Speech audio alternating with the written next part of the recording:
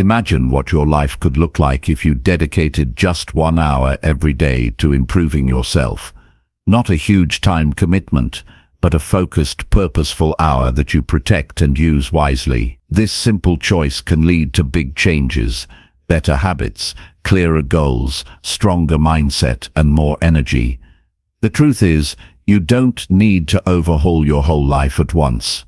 Small daily steps add up to real progress over time. In this video, you'll discover practical ways to make that hour count.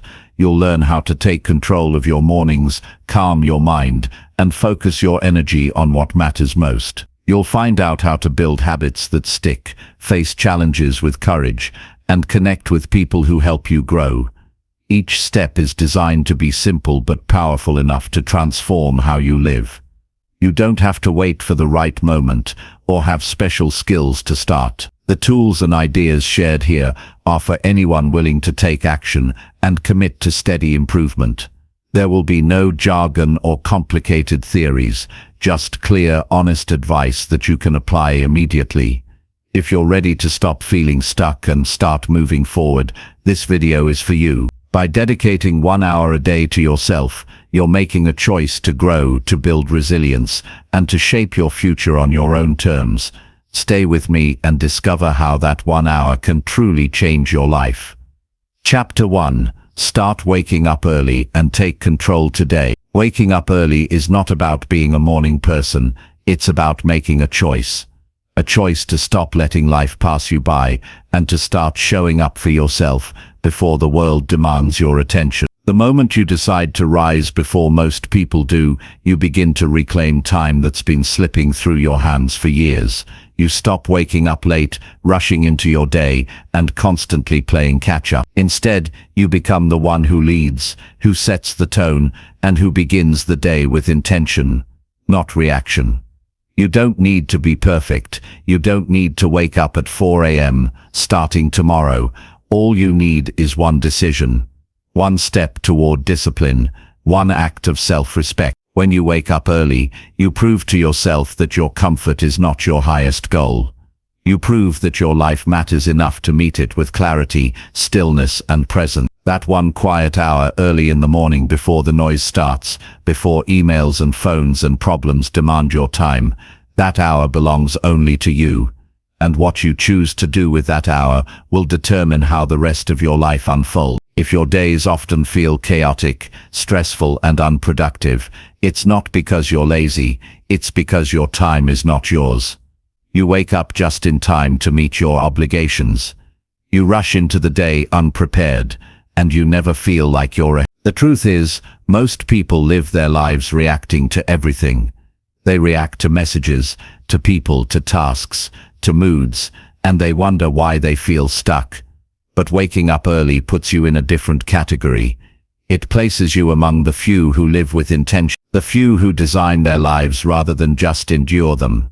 When you rise early, you give yourself a gift most people never give themselves: time without pressure, time to think, time to plan, time to breathe. In that hour there is space, and in that space you can finally begin to hear your own thoughts. You can ask yourself questions that matter. What do I want to change? What do I want to build? What do I need to let go of? These questions don't come to you when you're rushing.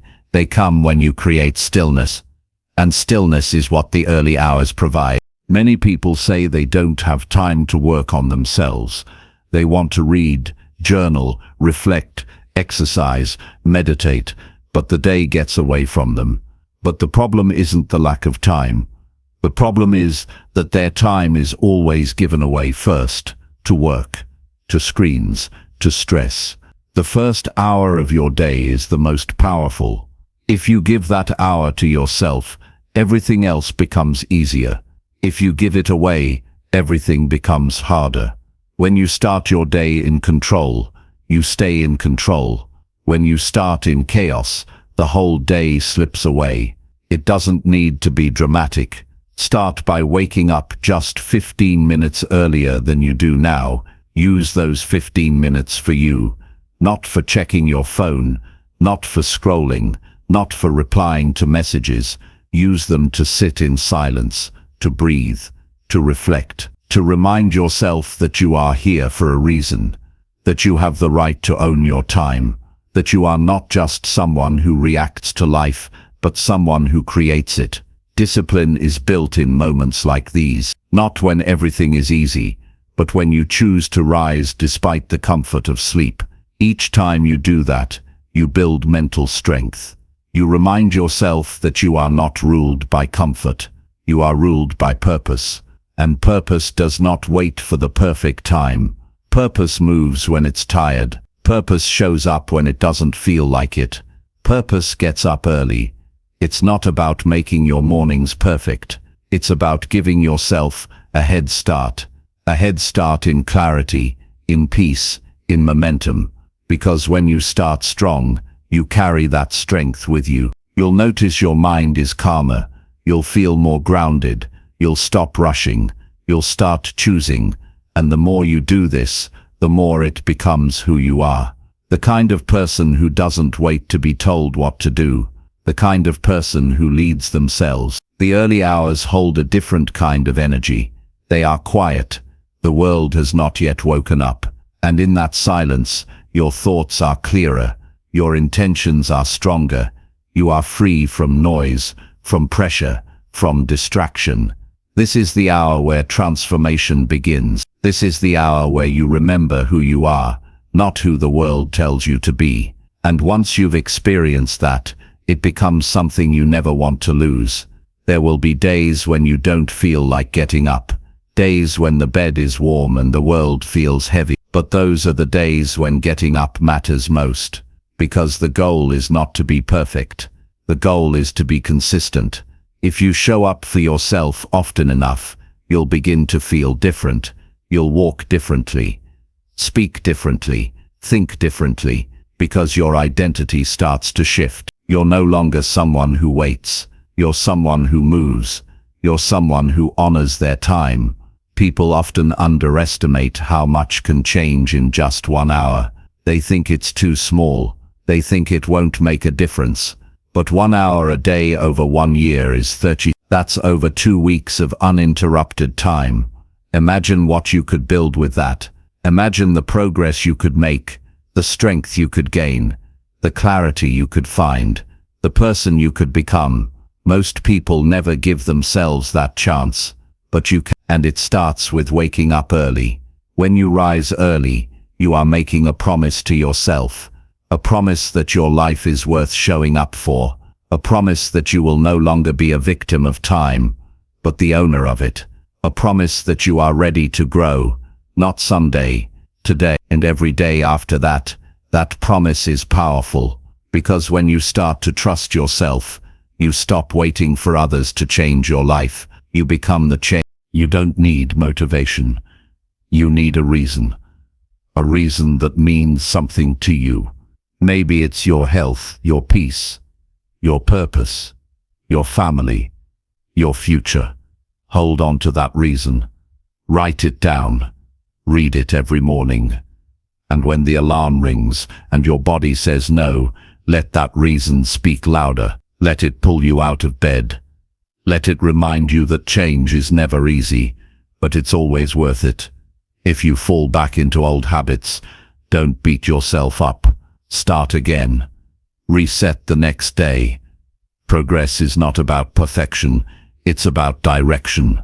Keep pointing yourself forward. Keep waking up for your life, even when it's hard, especially when it's hard. Because resilience is built when you keep going without applause, when no one sees your effort but you. That's when character is built. That's when discipline is born. You'll start to notice how differently your days feel when you take ownership of your mornings. You won't dread the day ahead. You'll meet it with calm, with strength, with clarity. You'll stop feeling behind. You'll stop reacting, and you'll start leading. Your energy will rise, your thoughts will sharpen, your decisions will improve. Why? Because you started with intention, and intention changes everything. Every successful person you admire has one thing in common. They own their mornings, They don't leave the first hour of their day to chance. They use it to build, to grow, to reflect, to prepare. You can do the same. You don't need to be rich, famous, or special. You just need to care enough about your life to show up for it. 1 hour a day, that's all it takes. Build a morning routine that fits your life. Maybe it's journaling, maybe it's walking, maybe it's stretching, praying, planning, reading, or sitting in silence. It doesn't matter what you do. What matters is that you choose to do it every single day, no matter what. Even if it's not perfect, even if it's only 20 minutes. Show up anyway, because every time you do, you are taking back your power. You are not your past. You are not your habits. You are not your excuses. You are the choices you make, and the choice to rise early is one of the most powerful choices you can make. Not because it's easy, but because it's proof that you are serious about changing your life. And change only begins when you decide that staying the same is no longer good enough. There is no shortcut. There is no secret. There is only this moment, this one decision, to wake up, to rise, to take that first step. Not tomorrow, not next week. Now. And once you do that, once you start owning your morning, everything else begins to shift. Your thoughts, your actions, your habits, your future. It all starts with one quiet hour, one daily promise, one bold step forward. Wake up early. Take control. Start today. Chapter 2. Build a quiet morning routine that clears your mind. When the world is still quiet and the noise of the day has not yet arrived, you have a chance to start over. What you do in the first moments of your morning has more impact on your life than almost anything else. This is not just about waking up early, but about what you do with that quiet space. A morning routine isn't just a checklist. It's a discipline, a personal system for clarity, and a commitment to protect your mental space before anything outside of you can influence it. Most people wake up and immediately hand over their attention to the outside world. Their first thought belongs to their phone, their inbox, their deadlines. Without knowing it, they lose ownership of their own mind before the day has even started. This is exactly what you must avoid if you want to lead your life instead of being pulled through it. A quiet morning routine gives you space to reconnect with your priorities before anyone else's demands enter the picture. The moment you wake up, your mind is open and sensitive. It's looking for direction. If you don't give it purpose, something else will. So you must begin your day with clarity, not confusion, stillness, not stress. The quality of your morning determines the energy you carry into every decision, every interaction, every response. And if you start scattered, you will stay scattered. A good morning routine does not need to be complex. It just needs to be intentional. It needs to be built for one person, you. The goal is not productivity for productivity's sake.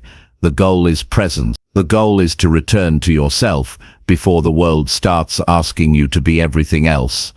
It could be as simple as sitting in silence for a few minutes. It could be drinking a glass of water with focus. It could be writing down 3 thoughts you woke up with. What matters is that you are doing it with awareness. You are giving your attention to something that calms and grounds you. That's how the mind becomes clear. If your mornings begin in a rush, your nervous system is already activated before the sun is fully up. Your thoughts are ahead of your actions. You're trying to catch up before you've even begun. This is how anxiety builds. Not because something is wrong, but because you've created a pattern of chaos that repeats itself every morning. To break that pattern, you must slow things down deliberately and gently. When you begin with quiet, you give your body and mind a signal of safety. You are not at war with the day, you are welcoming it. Silence is not a void, it is a reset. In silence, you can hear your own thinking without distraction. You can feel your emotions without judgment.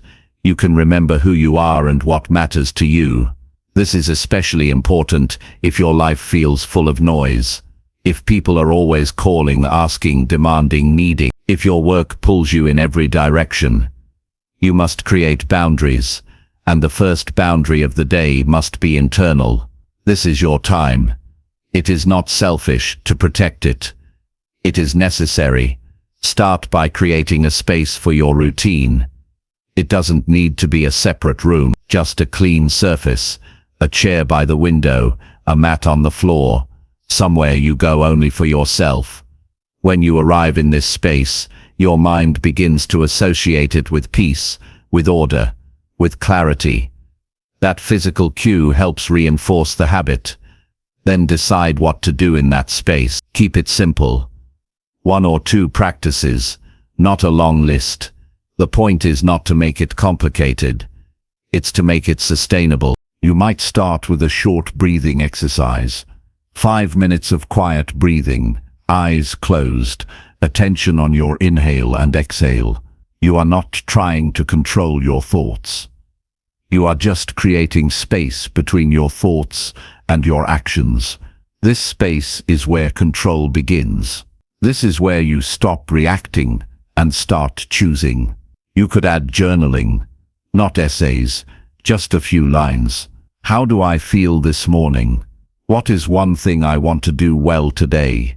What is something I need to release? Writing helps you externalize thoughts that are otherwise trapped in your head. Once they are out, your mind is lighter. You can think more clearly, and you have a record of your growth.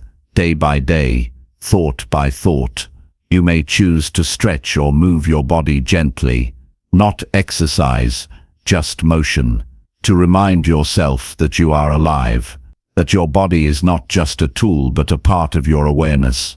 Movement brings you into the present, it softens the stiffness you carry from sleep, and it wakes you up in a deeper way than coffee ever could.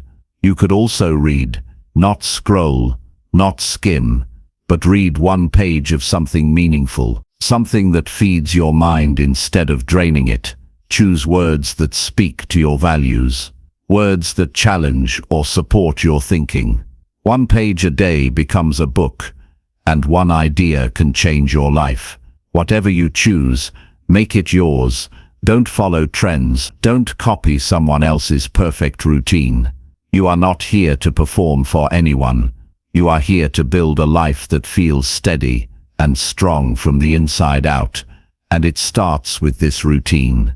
Not just for productivity, but for peace, for presence, for power over your own state of mind. You will notice as you repeat this practice daily that your thoughts become more organized, your emotional reactions become less sharp, your decision-making becomes quicker, not because you're trying harder, but because you are no longer starting your day in a cloud. You are clearing your mind before the world has a chance to clutter it.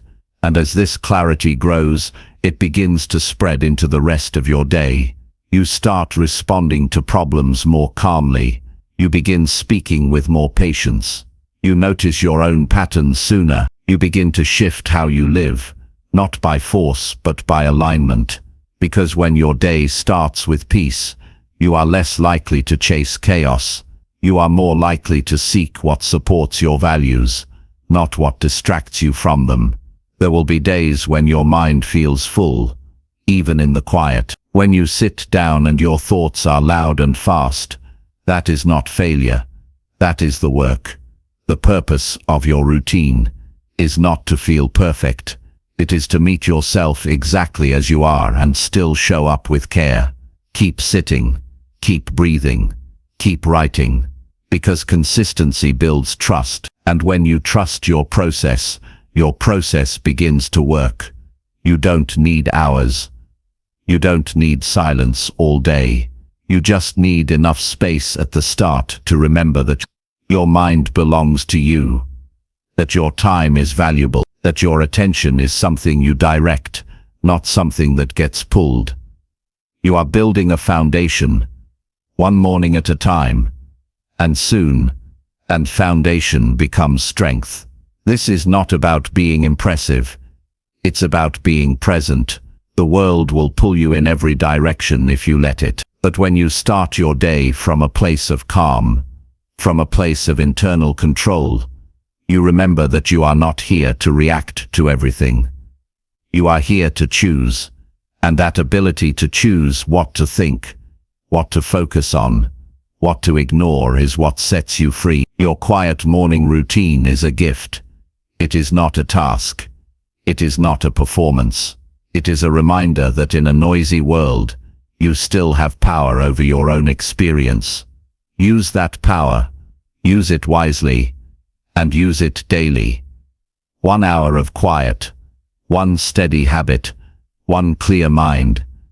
That is how change begins. Chapter 3. Write your thoughts daily to sharpen your focus. Most people carry hundreds of thoughts in their minds every day, and most of those thoughts are unspoken, unorganized, and unexamined. They come and go quickly, often triggered by something small and random. Left unmanaged, they crowd the mind, blur priorities, and create confusion. Writing your thoughts down is not about being a writer, it's about learning to see what's really happening inside your mind. When you write, you slow everything down. You create distance between yourself and your thoughts. That space makes clarity possible. Without writing, your thoughts overlap. They run into each other. They repeat in circles. But with writing, you separate them, organize them, and understand them. One clear thought written down can stop hours of mental noise. When your mind is full, it's hard to concentrate. You try to focus, but your thoughts pull you in 5 directions. This is not a character flaw. It's the result of a mind that hasn't been emptied. You can't expect to focus when everything is tangled inside. Writing is how you untangle. It helps you see which thoughts matter, which are distractions, which are lies, and which are truths you've been avoiding. Once you can see them, you can deal with them. But if you keep everything inside, nothing ever feels fully processed. Daily writing isn't about recording every event in your life. It's about being honest with yourself for a few minutes every day. You can write what's bothering you, what you're afraid of, what you hope for, or what you regret. There are no rules, no format, no need to write well. The purpose is clarity. Writing forces you to finish your sentences, and finishing a sentence forces you to finish a thought. That process alone brings your mind into focus. It gives shape to what felt formless. Some days your writing will be messy. Other days it will be sharp. Sometimes it will be emotional, other times distant. That doesn't matter. What matters is that you keep showing up, because over time you'll begin to notice patterns in your thinking. You'll see what keeps returning. You'll start to recognize which thoughts are helpful and which ones always make you feel worse. This awareness is what allows you to change. You cannot change what you do not see. Writing makes it visible. Focus is not just about avoiding distractions. It's about knowing what matters right now. When your thoughts are scattered, everything feels urgent. Writing helps you sort urgency from importance. It helps you choose your direction instead of reacting to whatever feels loudest. If you start each day by writing your thoughts, even for 10 minutes, you begin the day with more control. You decide where your mind will go instead of letting it be pulled by habit or stress. Some people resist writing because they think it has to be perfect. That belief destroys progress. Your writing is not meant to impress anyone. It's not even meant to be read later. It's meant to clear your head. If you're angry, write it. If you're confused, write it. If you're grateful, write it. The act of writing brings you into the present moment. It connects your hand to your mind. It slows everything down to a pace you can manage. When you sit with a blank page, you meet your mind without noise. You face your inner state directly. Most people avoid this because it's uncomfortable. It's easier to stay busy, and distracted. But if you want a focused life, you have to understand yourself clearly. You can't focus if you're constantly avoiding. Writing is how you face what you usually ignore. It gives you a place to release what you don't need to carry anymore. The best time to write is when you feel overwhelmed. That's the moment your mind is trying to hold too much at once. By putting your thoughts on paper, you remove them from the mental loop. You don't need to keep repeating them internally. You've captured them. They're not lost. You don't need to worry about forgetting, and in that freedom, you create more space for deep thinking and focused effort. You can also use writing to set your focus for the day. Ask yourself one simple question each morning. What do I need to do today that really matters? Then write your answer. Keep it short. Keep it honest. This simple act gives your mind a target. When you get pulled off track, come back to that sentence. That's how writing becomes a tool, not just an outlet. It helps you stay aligned with your deeper goals instead of getting lost in small tasks that don't matter. Over time, your daily writing becomes a mirror. You begin to see how your thoughts have changed. You see your progress. You see how you've handled challenges. You see which patterns you've broken and which ones still need your attention. This is growth. This is self-awareness. And it doesn't come from thinking harder. It comes from thinking clearly. And clarity is earned through reflection. You don't need special tools to start. A notebook and a pen are enough, or a digital document if that's easier for you. The point is to make it consistent.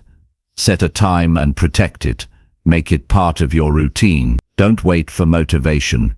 Make it a habit, like brushing your teeth. The benefits build slowly but deeply.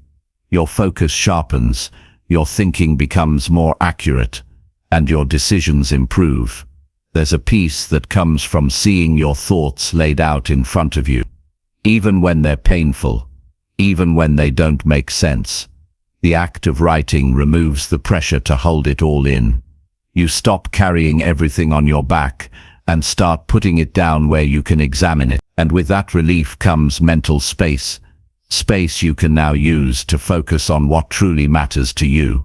You will also begin to notice how much you've been holding back from yourself. Writing reveals the truth you've been too busy to notice. You see what you've been avoiding, what you've been hoping for, what you've been pretending doesn't matter.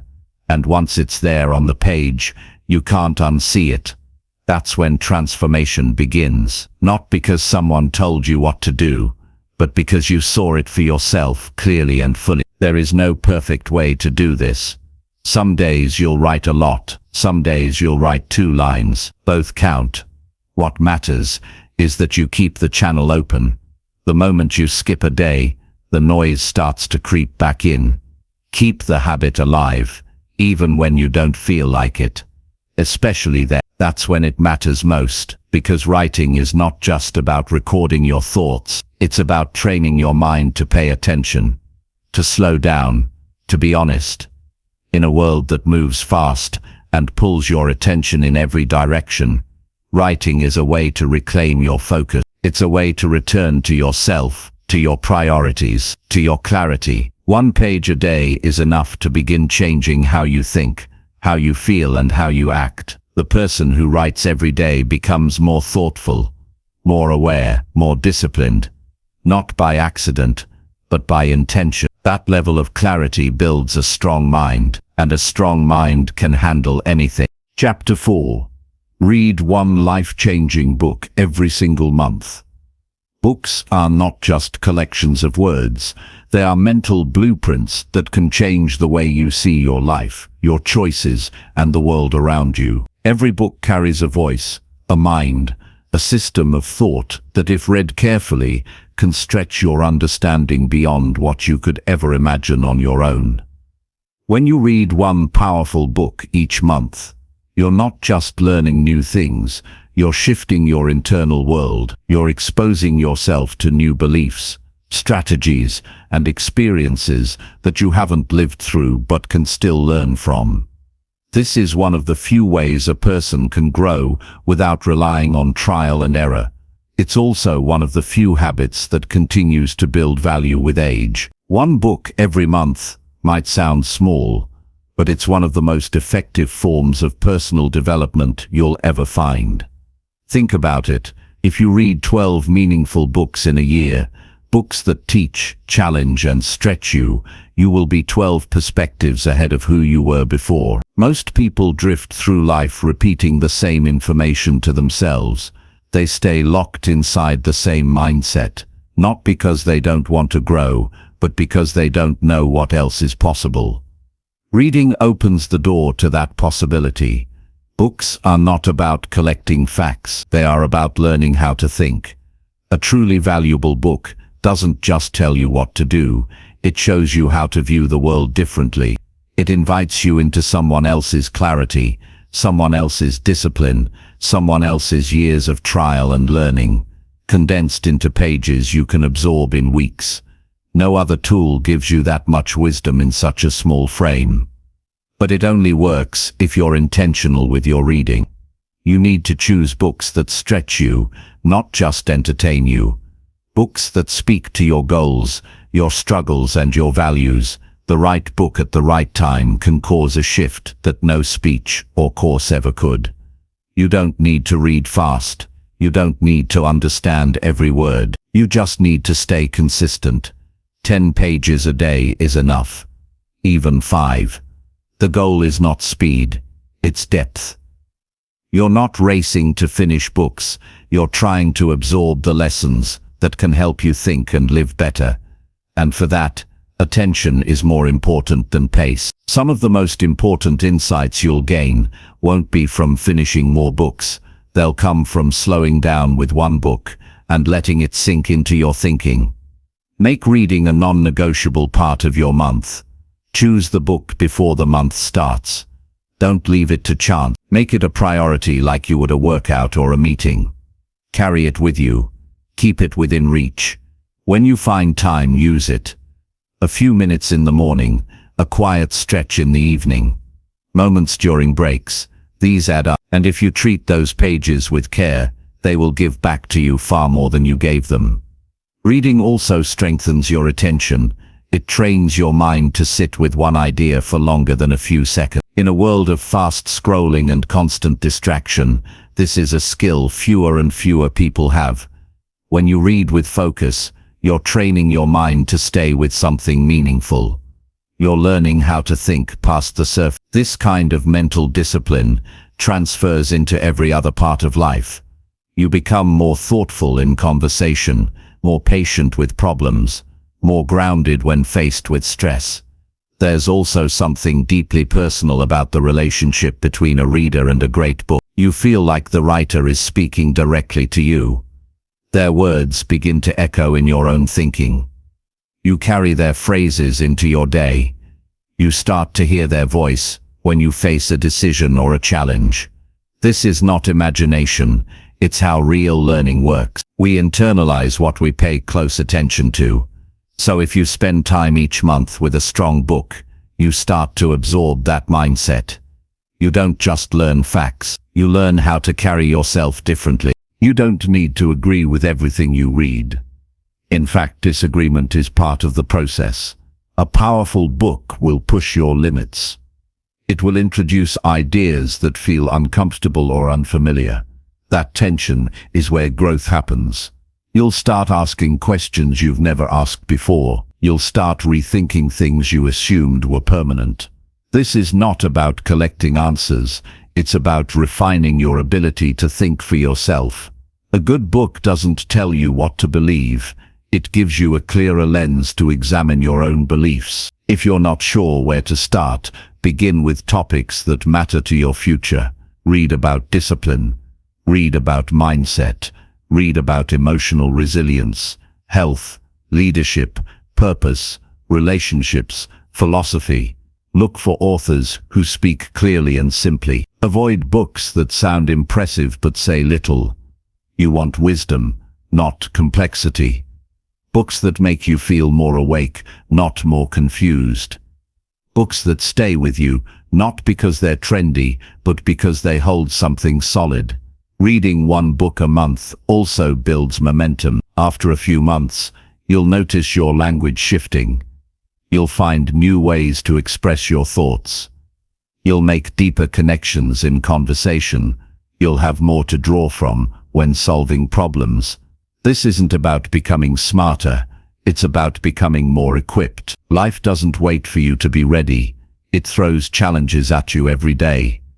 Reading gives you a mental reserve to draw strength from when you need it most.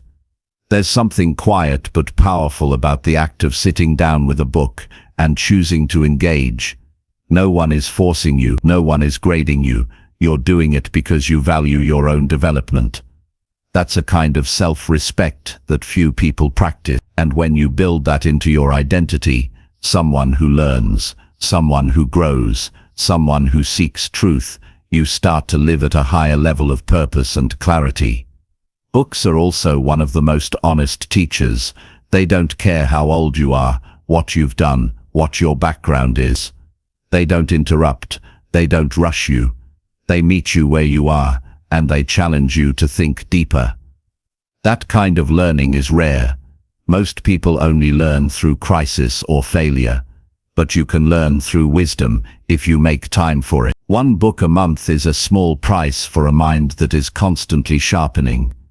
You won't remember everything you read, and that's okay. Some books will stay with you forever. Others will teach you one thing you needed at the time. The point is not to hold on to every detail. The point is to keep feeding your mind with quality input. Because the more high-quality thoughts you consume, the better your own thinking becomes. This habit does not require money or talent, it only requires consistency. If you keep going, year after year, the impact is enormous. You'll notice how rare deep thinking is. You'll start to see through shallow opinions. You'll be more careful with your own words. You'll rely less on emotion and more on reflection. You'll stop chasing every trend because you'll be grounded in something deeper. The goal is not to read to escape life, it's to read so you can live more skillfully, so you can make better choices, so you can develop a mind that can face real problems without breaking down. One powerful book each month gives you a new lens, and with each new lens, your vision gets clearer, your thinking sharper, and your actions more intentional.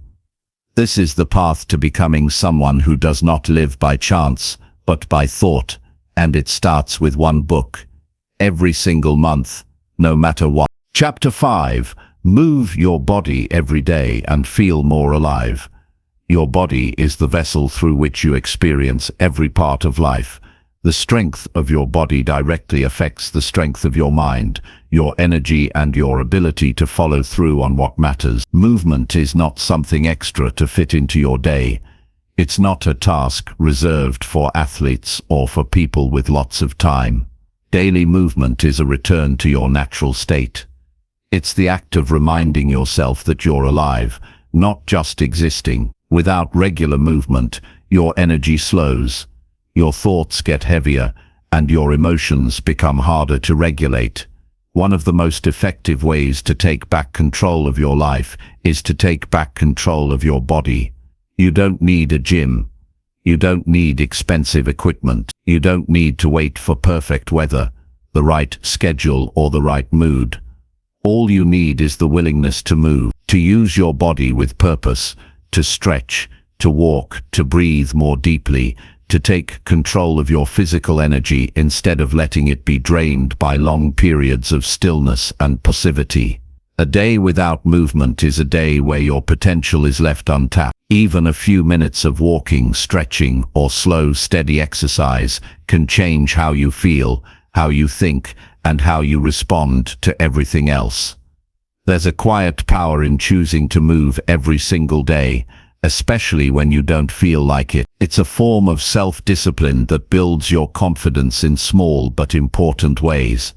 When you get up and move your body despite stress, fatigue, or distraction, you prove that your actions are not controlled by mood or comfort. You send a clear signal to yourself, I still have control. And that message starts to affect everything else. You become more decisive, more alert, more grounded in the present, because movement breaks the fog that mental stress creates. So many people feel disconnected from themselves, not because they're lost in thought, but because they've stopped connecting with their own body. Long hours at desks, constant screens, tight routines, all of it pulls you out of your body and into your head. When you move daily, you bring yourself back. You feel more. You notice your breathing. You recognize tension.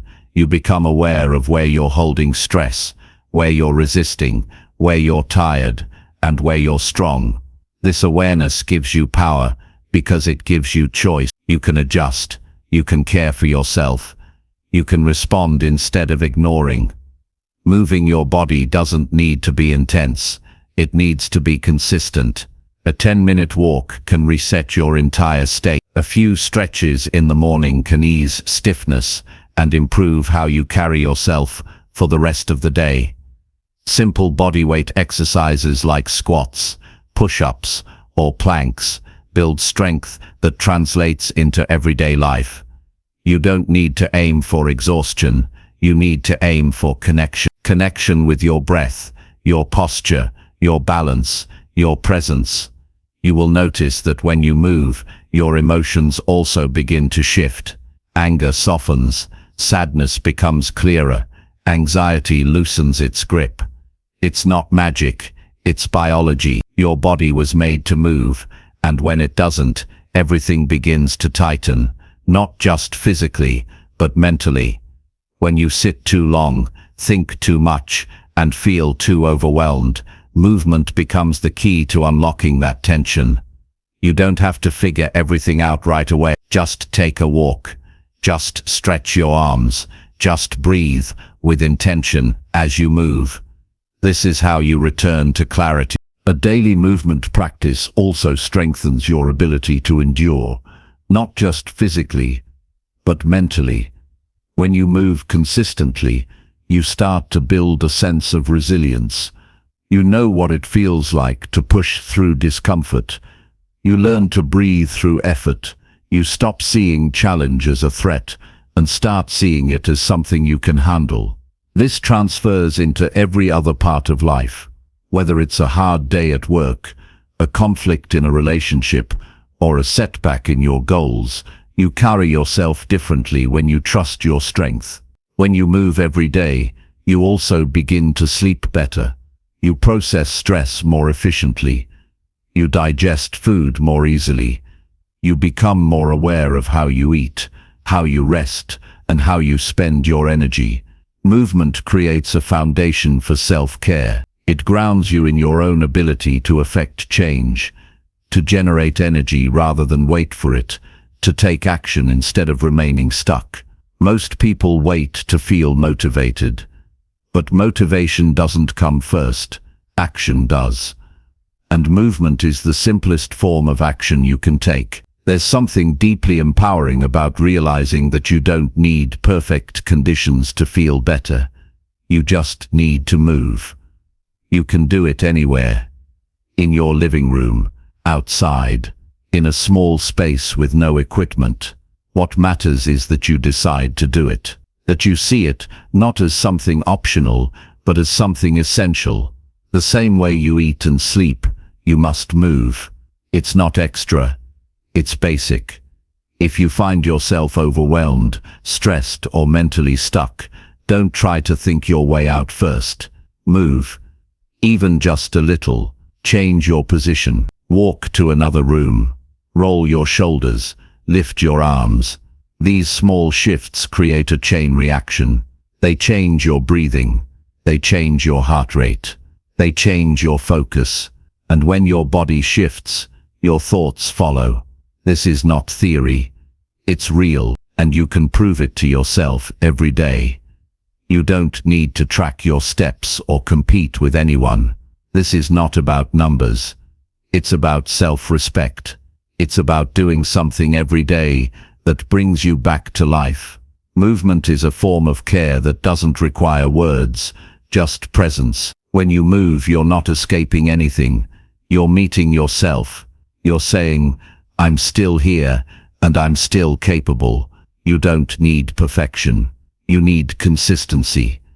As you build this habit, you'll start to crave the feeling that movement gives you, the lightness in your chest, the calm in your mind, the grounded feeling in your feet. These are signs that your body is waking up again, that it's no longer being ignored, that it's becoming a partner in your life, not just something you drag through the day. You'll begin to move with more intention throughout your day. You'll stand taller. You'll breathe deeper. You'll catch yourself slouching and correct it.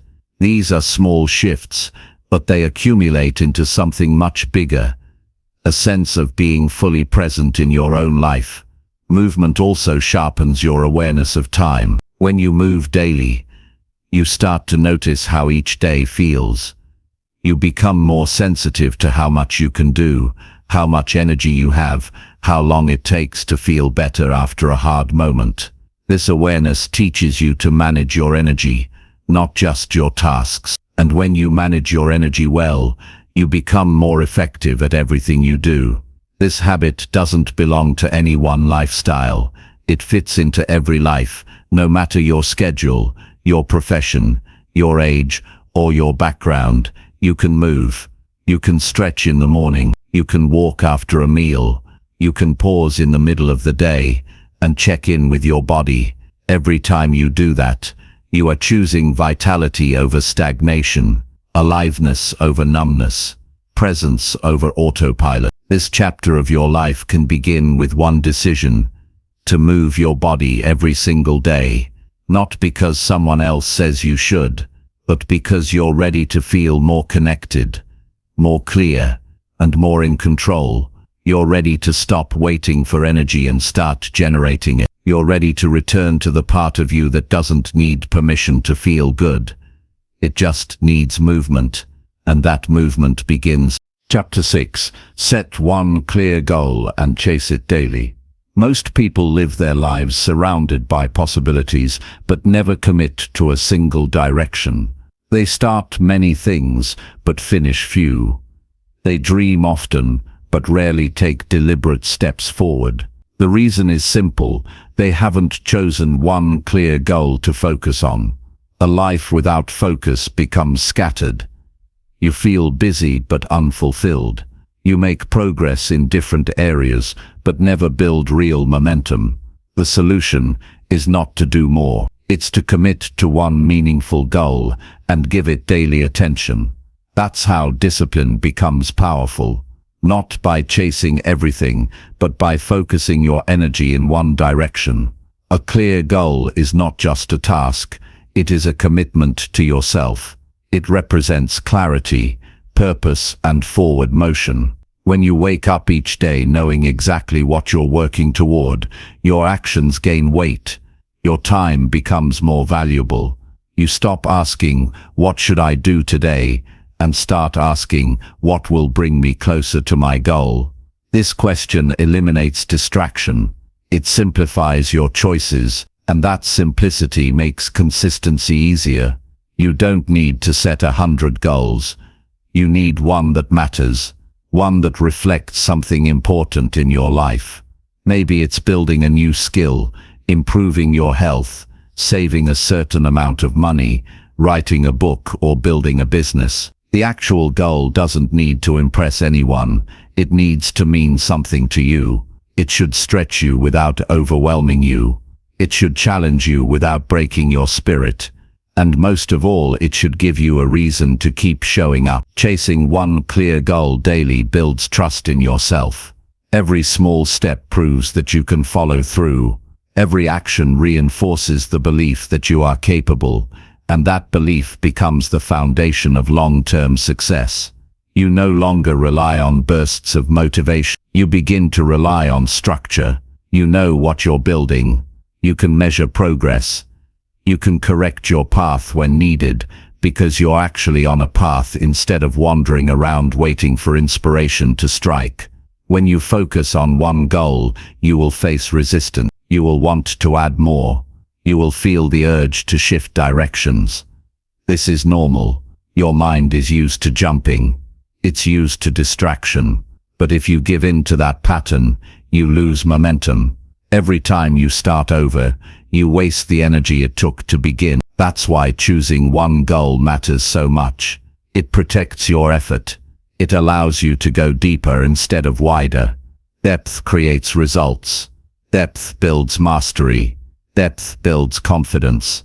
And depth is only possible when you commit to something long enough to break through the surface. The most important part of achieving any goal is showing up daily. Not when it's convenient. Not when you feel inspired. But every single day. Even for a few minutes. Progress compounds when it is consistent. Small actions, repeated over time, become powerful results. 1 hour a day toward your goal can change your life. That hour doesn't need to be dramatic. It just needs to be focused. If you write 1 page a day, you finish a book in a few months. If you learn 1 new skill daily, you become proficient in a year. If you improve your health with 1 good decision every day, you change your body and your energy. It's not magic, it's math. And it works if you do it. To chase your goal daily, you need a simple system. Set a clear target for the week. Break it into actions for each day. Track your progress without emotion. Don't wait to feel motivated. Use routine to replace motivation. If your goal is to get stronger, set your workouts in advance. If your goal is to grow a business, schedule your focused work block. If your goal is to learn, choose your study material ahead of time. The key is to reduce decision fatigue. Know exactly what you'll do before the day begins. That clarity saves you from hesitation, and hesitation is the enemy of progress. You must also protect your goal from noise. This means learning to say no. Every extra task, every unnecessary commitment, every distraction, these are the things that steal your progress in small pieces. People will not always understand your focus. That's okay. Your goal is not up for debate. It's your decision. It's your time. It's your life. Every yes to distraction is a no to your goal, and every no to distraction is a yes to growth. Some days, progress will be easy. Some days, it will feel like you're pushing through mud. The results won't always be visible, but the discipline must remain, because discipline is not about how you feel. It's about who you're becoming. Each time you show up for your goal, even when it's hard, you build a stronger version of yourself. You stop being someone who tries and becomes someone who finishes. That shift changes your identity. And identity is what creates lasting transformation. Measuring progress is important, but don't rely on short-term outcomes to stay motivated. Some results take time.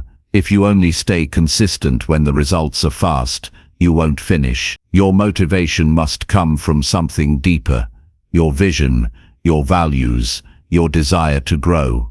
The satisfaction of knowing you're moving forward is more powerful than external rewards. Learn to love the process.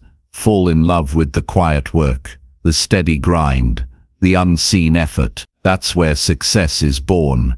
Every goal will test you. It will expose your doubts. It will stretch your patience. But it will also reveal your strength. You will discover abilities you didn't know you had. You will find clarity through effort. You will earn a sense of direction that no one can give you. It can only be built through action, and that action starts with a choice to chase your goal daily, no matter what. You will make mistakes. You will have setbacks. You will want to quit.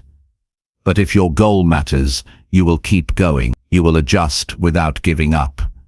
You will keep moving forward, one step at a time, because you understand that success is not about perfection, it's about persistence.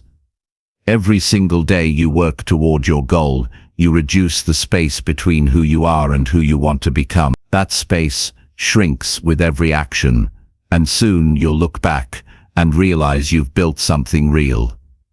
You don't need talent to begin.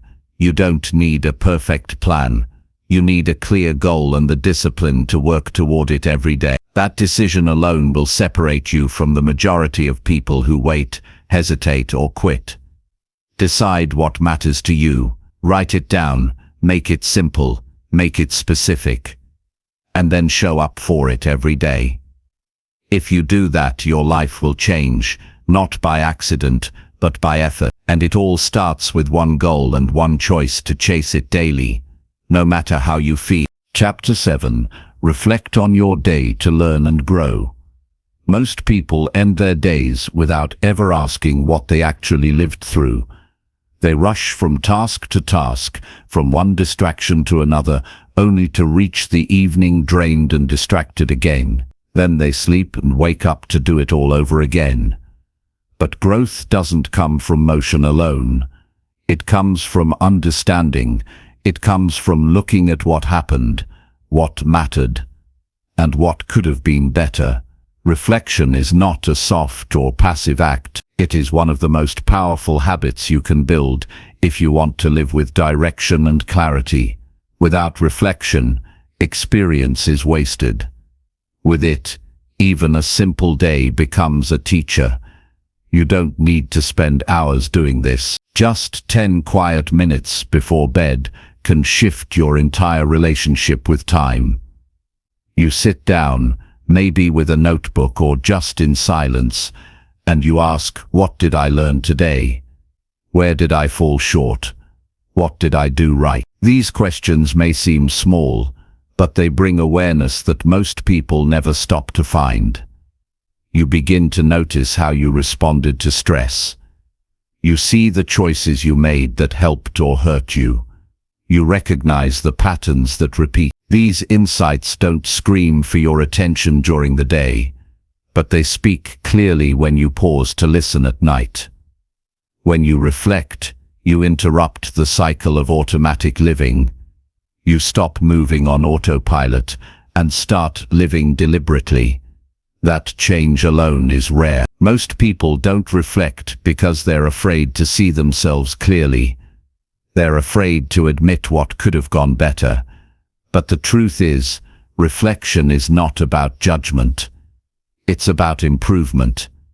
It's about learning. And if your aim is to grow, you need to face your days with honesty, not to criticize yourself, but to understand what needs to change.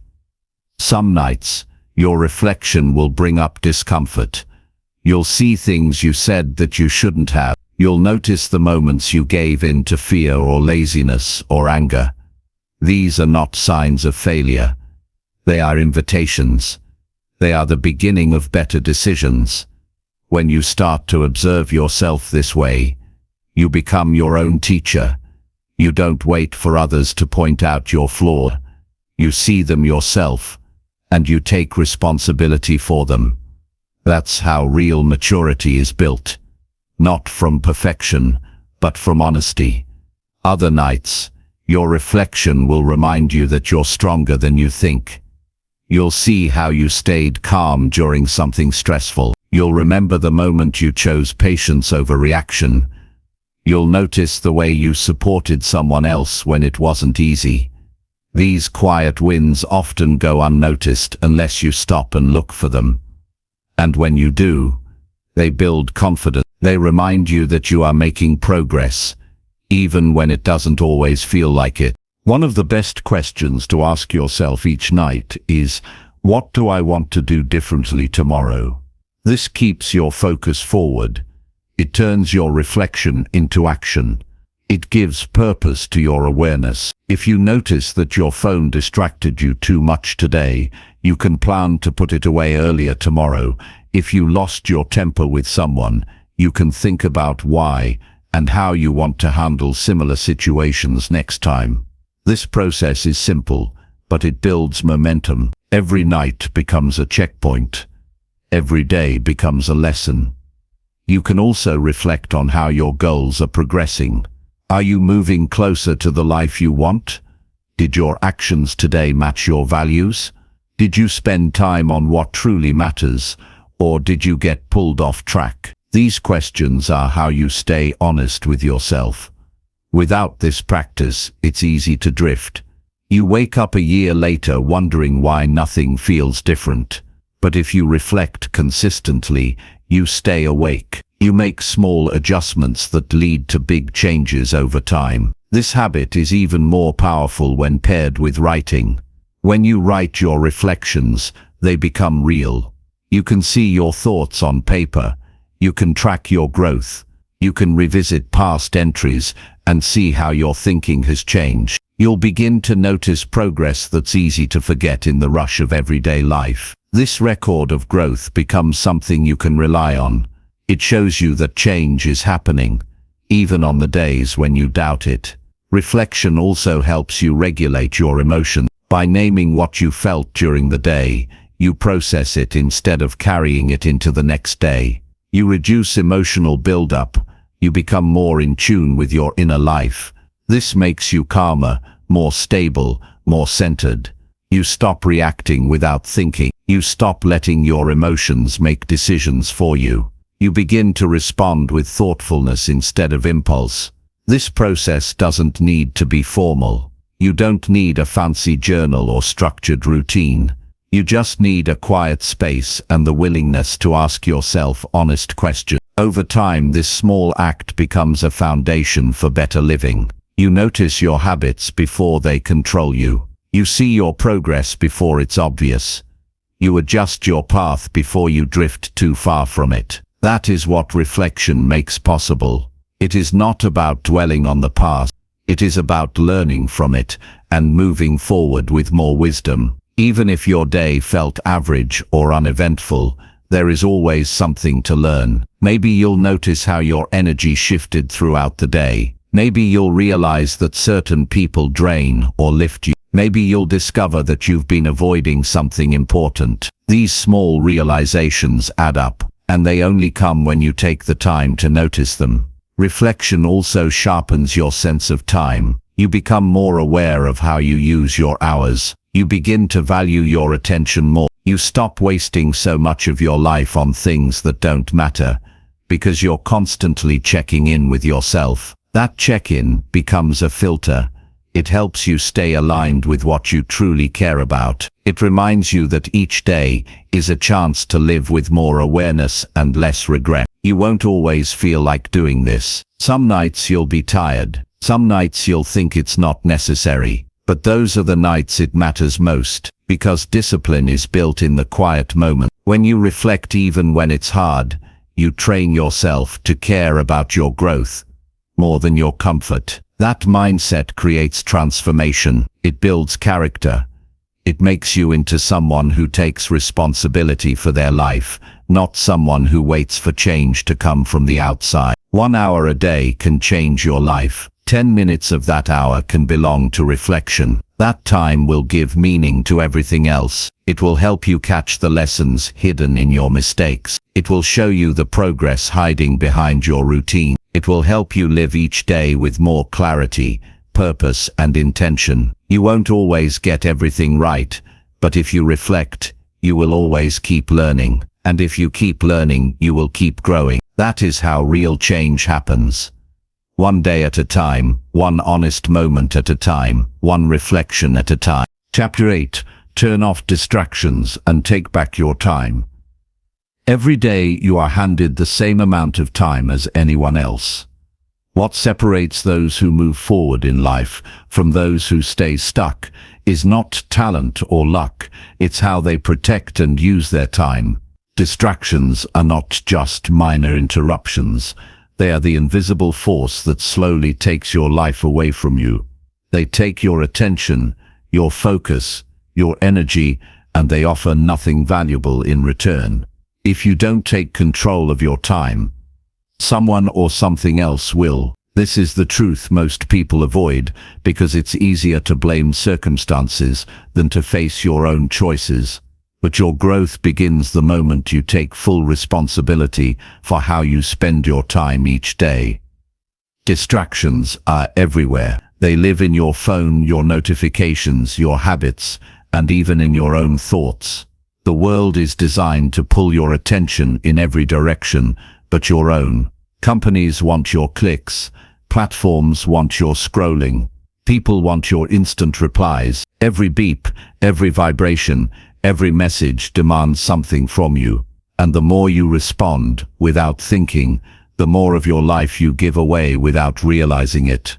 Time doesn't disappear all at once. It slips away in 5-minute intervals, in constant multitasking, in the moments you meant to start something but didn't. To take back your time, you have to wake up to what's stealing it. Start by paying close attention to how your day unfolds. Notice what you reach for when you feel bored or stressed. Notice how often you check your phone without any real reason. Notice how long it takes to return to focus after being pulled away. Most people are not lazy. They are distracted. They want to do meaningful work. They want to focus, but their environment and habits keep them in a state of constant interruption. The first step toward freedom is awareness. Once you see where your time is leaking, you can start to patch the hole. You do not need to eliminate all distractions overnight. You need to reduce the ones that steal the most from you. Start small. Turn off notifications that don't serve you. Set your phone on silent during the hours that matter most. Close tabs that tempt you when you're trying to work. Schedule time away from screens every day. Protect your attention like it's your most valuable resource, because it is. What you pay attention to is what shapes your thoughts, your emotions, and your actions. If your attention is constantly hijacked, your life will be too. Taking back your time also means learning how to say no. Not everything deserves a yes. Not every invitation is an opportunity. Not every task is urgent. You have to decide what matters most to you and let that guide your choices. Every time you say yes to something unimportant, you are saying no to something that truly matters. If you're not intentional with your yes, you will find yourself overwhelmed, doing too much for others and too little for yourself. Time management is not just about schedules and calendars. It's about boundaries. You protect your time by being clear about what deserves it. Another powerful way to eliminate distraction is to build routines that anchor your focus.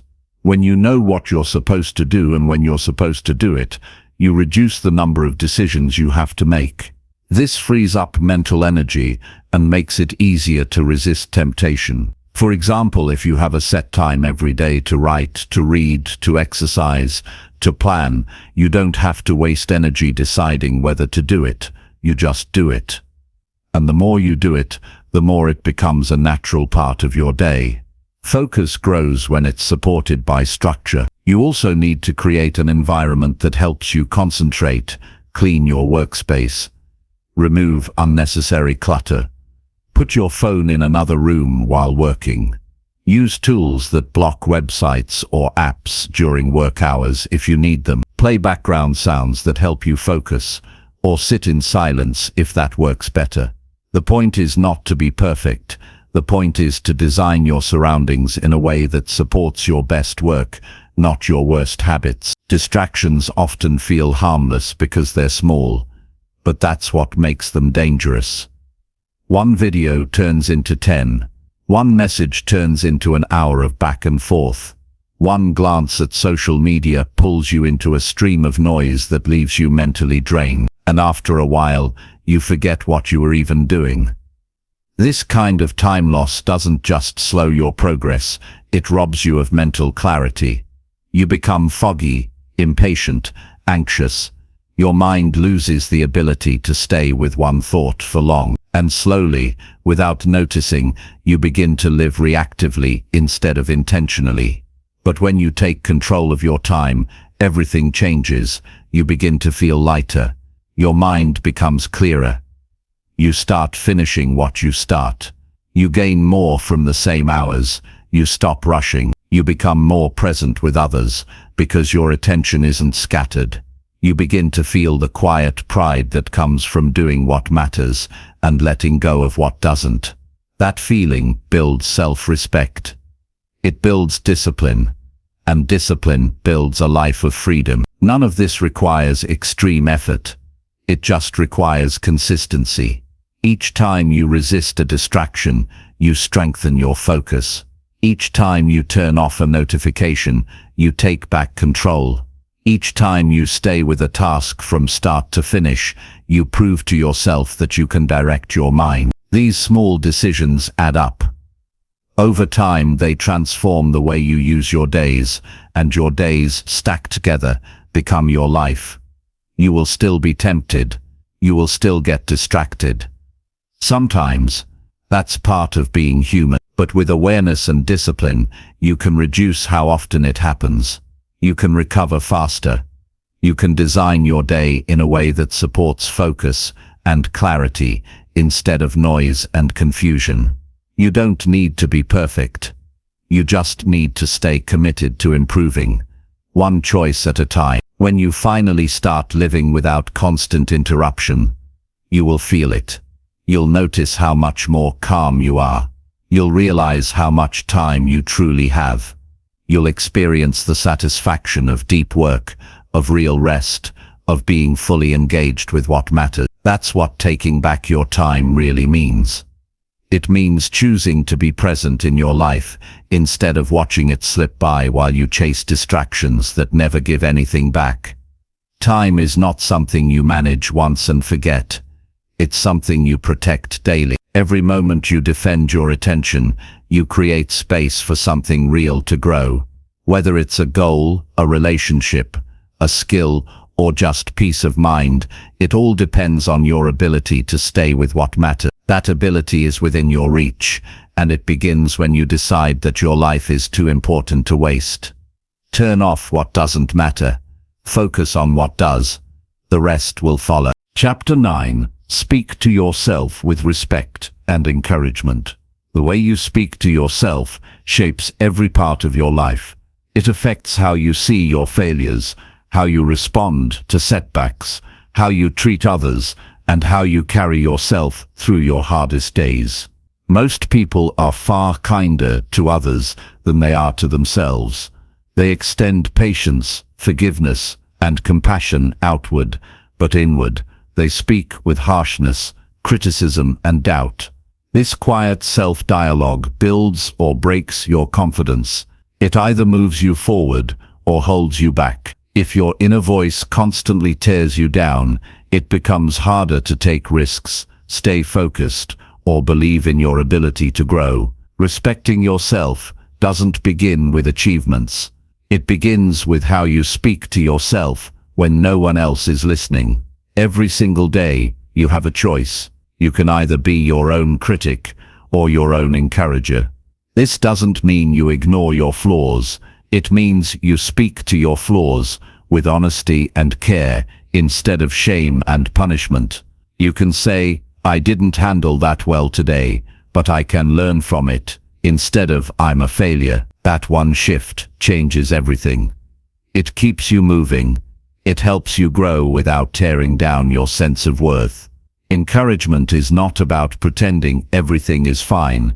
It's about believing that even when things go wrong, you still have value and the ability to change. People often wait to feel good about themselves before they speak kindly, but it works the other way around. Kindness in your self-talk builds self-respect. It builds momentum. It builds the strength to keep going when life gets hard. Encouraging words are not just nice to hear. They are tools for survival, recovery, and progress. When life feels heavy, your inner voice becomes your lifeline. If you feed it with negativity, it will break your spirit. If you feed it with encouragement, it will carry you through. Think about the tone you use with yourself.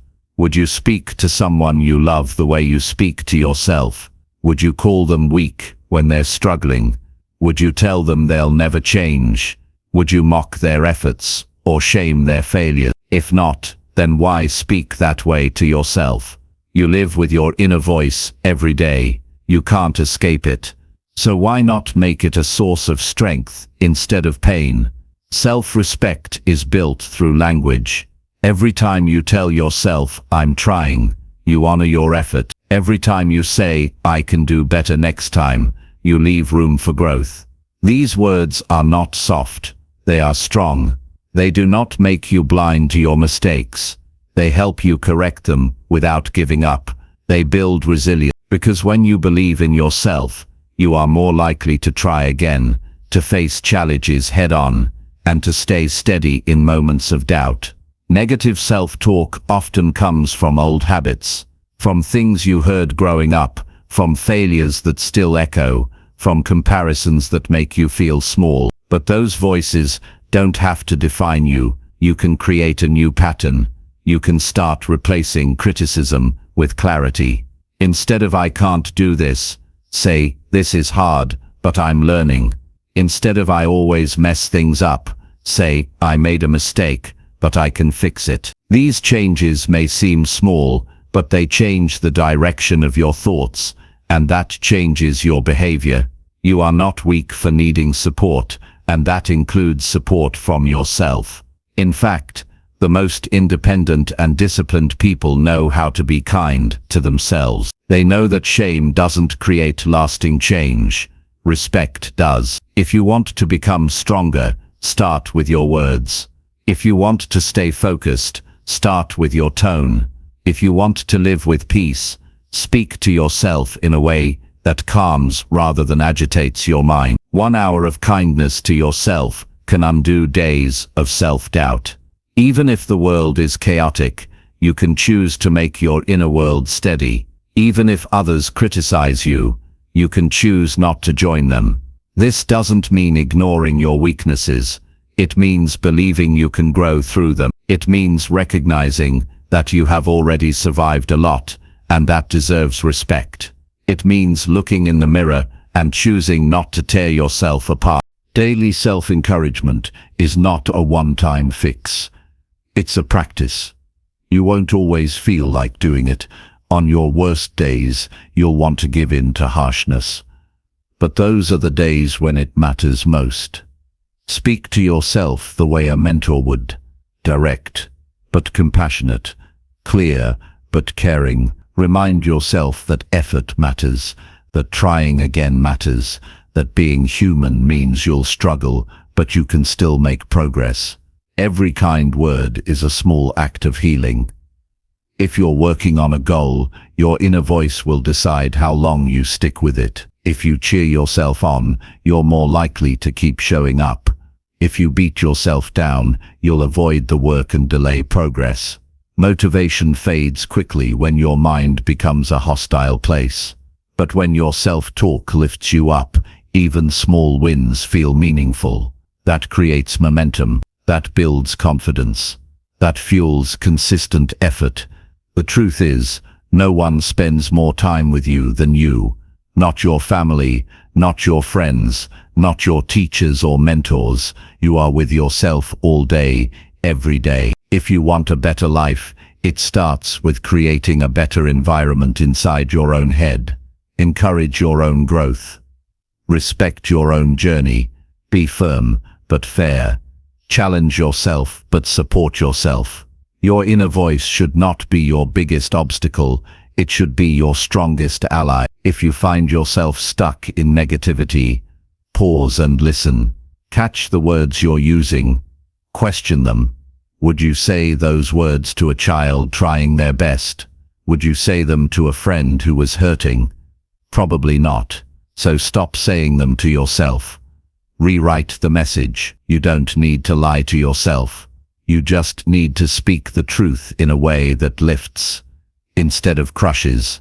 That truth is simple. You are capable, and you are trying, and that effort matters. Even on days when nothing seems to go right, you still have power. You have the power to choose your next thought. You have the power to slow down and redirect your attention. You have the power to treat yourself with the kind of dignity that brings peace to your heart. That choice, repeated daily, creates a life rooted in strength, not in force, but in self-respect. You become who you talk to yourself as. If you speak like someone who is broken, you will begin to feel that way. If you speak like someone who is learning, someone who is improving, someone who deserves compassion and care, you will begin to grow into that version of yourself. That version is not found through perfection. It's built through patience, through honesty, through kindness that doesn't let you quit. Every time you speak to yourself, you are either building a stronger foundation or weakening it. Make the words count. Make them useful. Make them honest. Make them healing. Your inner voice is not fixed. It can be trained, and the more you train it to speak with respect and encouragement, the more natural it becomes. Over time, that voice becomes the one that keeps you going, the one that reminds you who you are, and the one that pulls you back when life feels too heavy to carry. Speak well, speak gently, speak with strength. Your life depends on it. Chapter 10. Take action even when your fear tells you no. Fear is a powerful force that has shaped humanity for thousands of years. It alerts us to danger, keeps us safe, and warns us when something is not right. But fear also has a dark side. It often tells us to stop before we even start. It whispers doubts that hold us back from opportunities. It freezes us in moments when progress requires courage.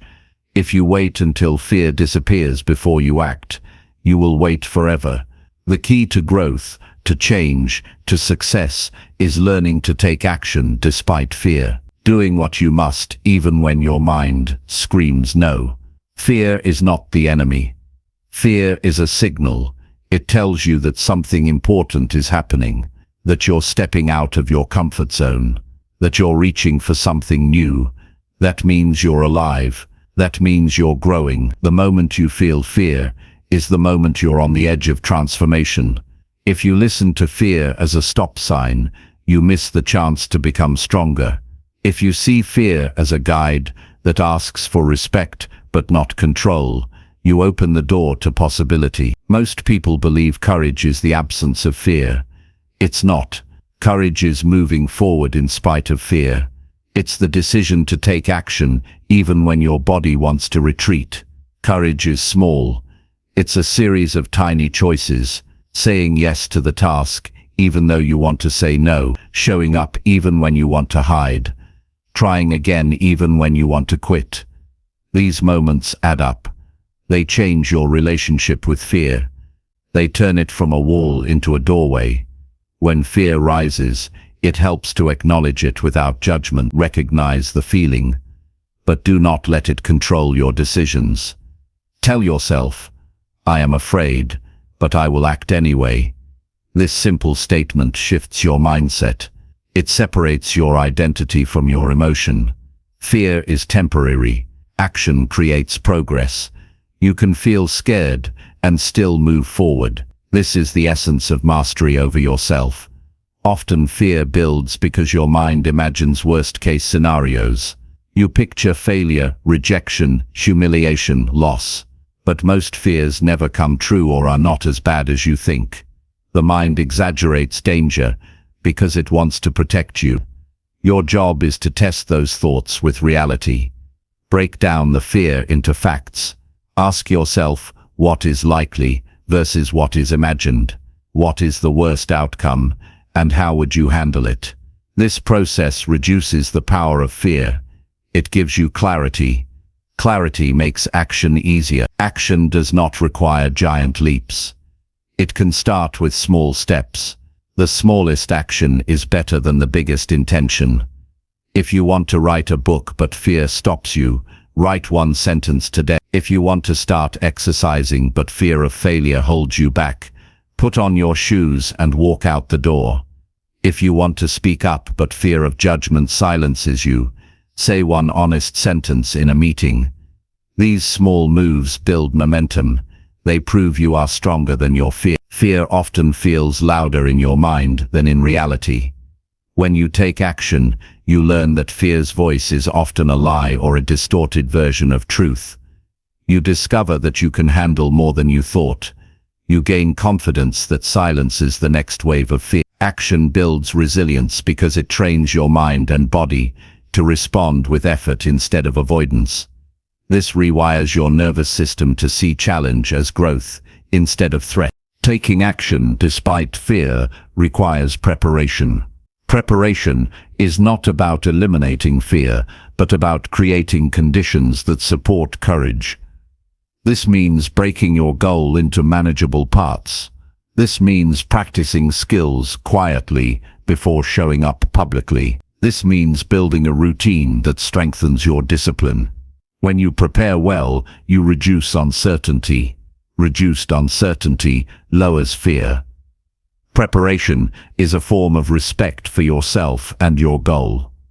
Sometimes fear convinces you that waiting is safer, waiting for the right moment, the right mood, the right circumstances. But waiting is the enemy of progress. The right moment rarely comes. If you wait for perfect conditions, you will never start. Taking imperfect action today is better than perfect action tomorrow.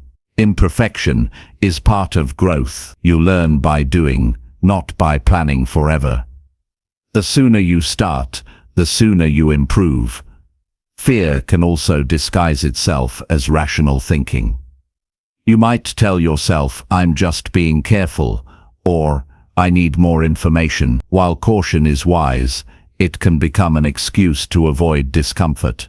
If your rational mind supports action, but your fear mind resists, choose to act anyway. Discipline is stronger than hesitation.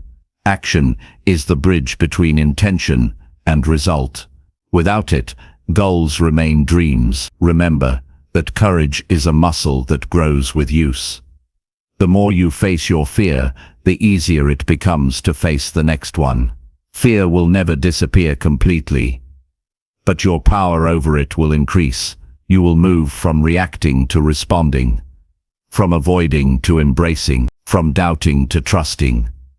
This shift transforms your whole life because it changes how you engage with challenges. When fear tempts you to stop, think about what is waiting on the other side. Growth, opportunity, freedom, fulfillment. These things are worth discomfort. These things are earned through effort. They are gifts for those who act despite fear. The pain of hesitation is greater than the pain of action. The regret of not trying is heavier than the weight of failure. Choose action. Choose courage. Your inner voice is key. Seek to yourself with encouragement when fear rises. Remind yourself of past victories. Remind yourself of your strength. Remind yourself why you started. These words will steady your nerves. They will remind you that fear is temporary, but your growth is lasting. You can trust yourself to move forward. You might stumble. You might fail. That is part of the process. Failure is not a stop sign. It is feedback. It teaches you what to adjust. It makes you wiser and stronger. Every time you act despite fear, you learn how to act better next time. That cycle of action, failure, learning, and retrying is the path to mastery. Taking action despite fear requires commitment. It is not a one-time event. It is a daily practice. Each day you choose to act, you build your courage reserve. You create a habit of facing what scares you instead of running from it. That habit shapes your character and your future. Your life will never be free from fear, but it can be free from paralysis. You can move forward in the face of fear because you have learned that the only real failure is not trying. You can become someone who acts, who grows, who thrives despite fear's voice. You can become someone who takes 1 hour a day to change their life, one brave step at a time. Chapter 11. Practice gratitude to shift your mood and view. Gratitude is more than a polite habit or a fleeting feeling. It is a powerful practice that rewires your mind to notice what is good in your life, even amid challenges. Most people get caught in a cycle of focusing on what's missing, what's broken, or what's unfair. This habit drains energy and creates a sense of lack, but gratitude shifts your perspective. It invites you to pause and recognize the gifts you already have. This simple shift has the power to brighten your mood, deepen your relationships, and fuel resilience during hard times. Practicing gratitude does not mean ignoring problems or pretending everything is perfect. It means choosing to focus on what is real and positive alongside the difficulties. When you train your mind to see what is going well, you create mental balance. You stop spiraling into negativity. You remind yourself that life is complex. There is hardship, but there is also abundance. Gratitude helps you hold both truths at once. This balance is what creates emotional strength. One way to start practicing gratitude is to set aside time each day to reflect on what you appreciate. This can be as simple as listing 3 things you are grateful for before you sleep. These don't need to be grand events. They can be small: a kind word from a friend, a warm cup of coffee, the feel of sunlight on your skin. These moments anchor you in the present and remind you that goodness exists in everyday life. The more you notice these moments, the more you find them. Gratitude changes your brain. Studies show that regular gratitude practice increases activity in areas responsible for positive emotions and decreases activity linked to stress. This means that the act of feeling grateful actually makes you calmer and happier over time. It rewires your response to difficulties. When you start your day with gratitude, you are less likely to get caught up in frustration or anxiety. You face challenges with more patience and clarity. This practice also deepens your connection with others. When you express thanks to people around you, it strengthens bonds and builds trust. Gratitude reminds you that you are not alone in your journey. It encourages humility by showing that your successes are often supported by others. Recognizing the role of others in your life helps you appreciate your relationships more deeply. Strong relationships in turn provide support and motivation for your growth. Gratitude can also help you reframe setbacks. When things go wrong, it's easy to focus on loss or failure. But gratitude encourages you to find lessons or hidden blessings. Maybe a failed project taught you resilience. Maybe a difficult person helped you develop patience. This doesn't erase the pain but adds meaning to it. Meaning reduces suffering because it makes your experience part of a bigger story of growth. To build gratitude into your daily routine, try pairing it with an existing habit. For example, write down what you're grateful for while drinking your morning tea or before brushing your teeth at night. Make it easy to remember. Keep a journal or use a notes app.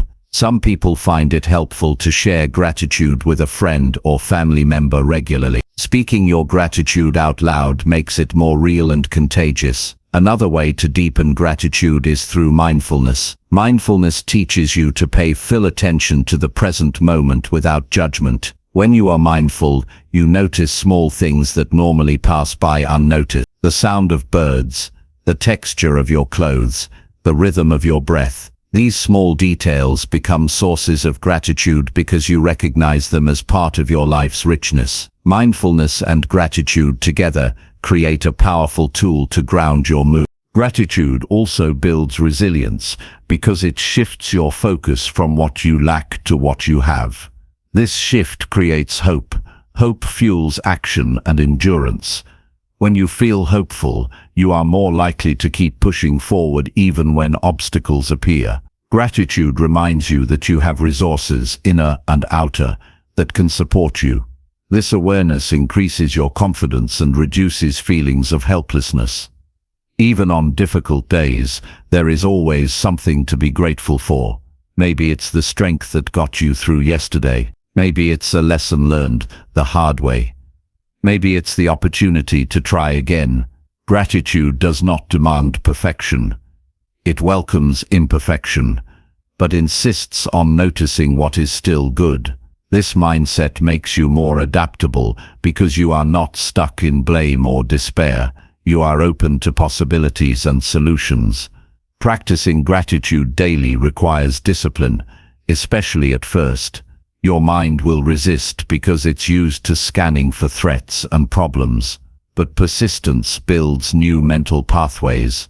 Over time, gratitude becomes a natural habit. It becomes your default mode instead of negativity.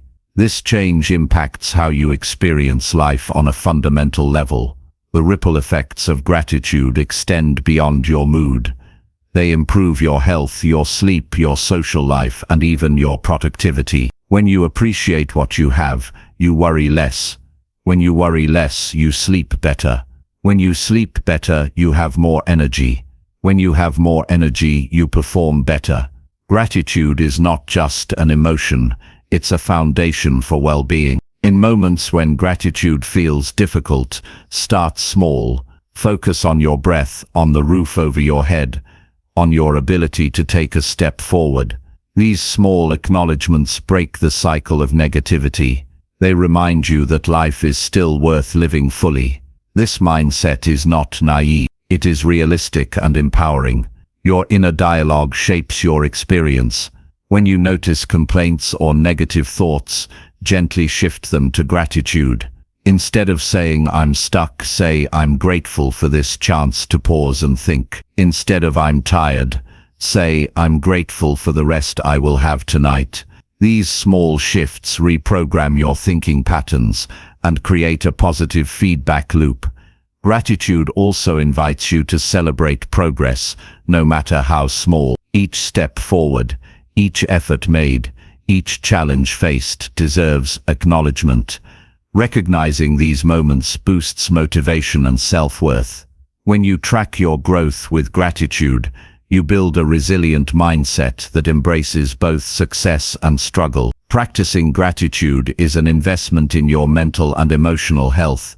It's a tool you carry with you throughout your life. It prepares you to handle future challenges with grace. It fills your life with meaning beyond external achievement. It grounds you in a sense of abundance rather than scarcity. Ultimately, gratitude is about choice. You can choose what to focus on.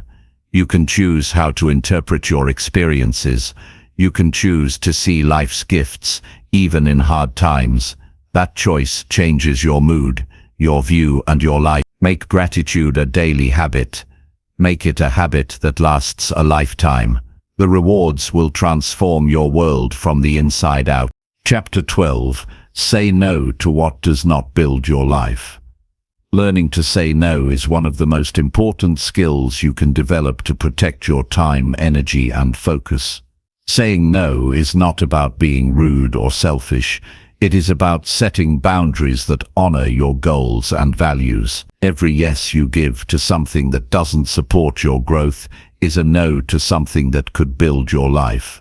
Your ability to say no determines how much space you create for what truly matters. When you say no to distractions, unhelpful commitments, and toxic influences, you say yes to your future self. Many people struggle with saying no because they fear disappointing others or missing out. This fear keeps them trapped in overcommitment and burnout. They feel obligated to say yes even when it drains them. But true respect, both for yourself and for others, comes from honesty. When you say no to what does not serve you, you give yourself permission to say yes to your priorities. This creates a foundation for meaningful progress and lasting satisfaction. Saying no begins with clarity. You need to know what builds your life and what doesn't. What are your priorities? What are your goals? What are the habits, relationships, and activities that move you forward? Once you have this clear, you can evaluate every request or opportunity against these standards.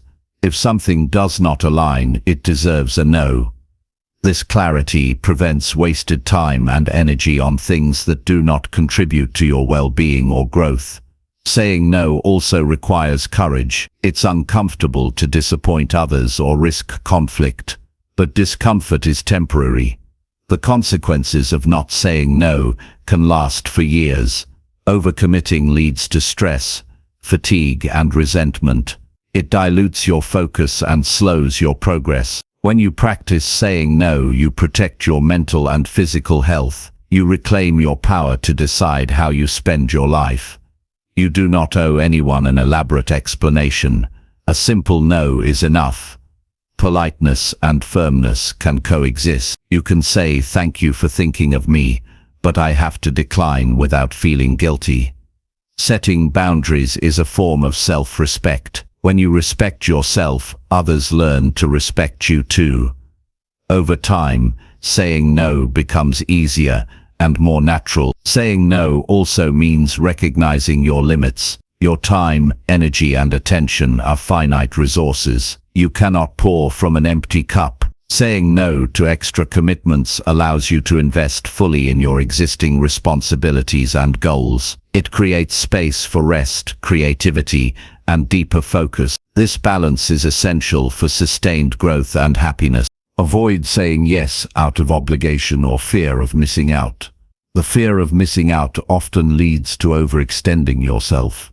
But missing out on something that does not build your life is a gain, not a loss. When you say no to noise, you create room for your own voice to be heard. When you say no to distractions, you make room for clarity. When you say no to chaos, you create space for peace. Practice saying no in small ways first. Decline a social invitation when you need rest. Turn down extra work that doesn't align with your goals. Avoid engaging in negative conversations or gossip. These small acts build confidence. They teach you that saying no is not the end of the world. It's the beginning of self-control. Saying no also protects your emotional health. Toxic people, draining conversations, and unnecessary drama take energy that you need for growth. When you say no to these influences, you create a safe space for your mind and heart. You allow yourself to focus on positive relationships and uplifting environments. This choice fosters resilience and joy. Remember that your yes has value. Every yes should be intentional. When you say yes to something meaningful, you bring your full presence and energy. Saying no to what does not build your life preserves your ability to do this. It's a way of honoring your own journey and the goals you've set. You are worth that respect. Saying no also means learning to pause before agreeing to anything. Take a moment to think. Don't rush into a yes because of pressure or habit. Ask yourself if this will help you grow or drain you. Give yourself permission to delay a response if you need to. This pause prevents impulsive commitments that lead to regret. Sometimes saying no means letting go of long-standing habits or relationships that no longer serve you. This can be painful, but it is necessary. Growth requires space, and space requires letting go. When you release what holds you back, you open room for new opportunities and healthier connections. This process renews your life.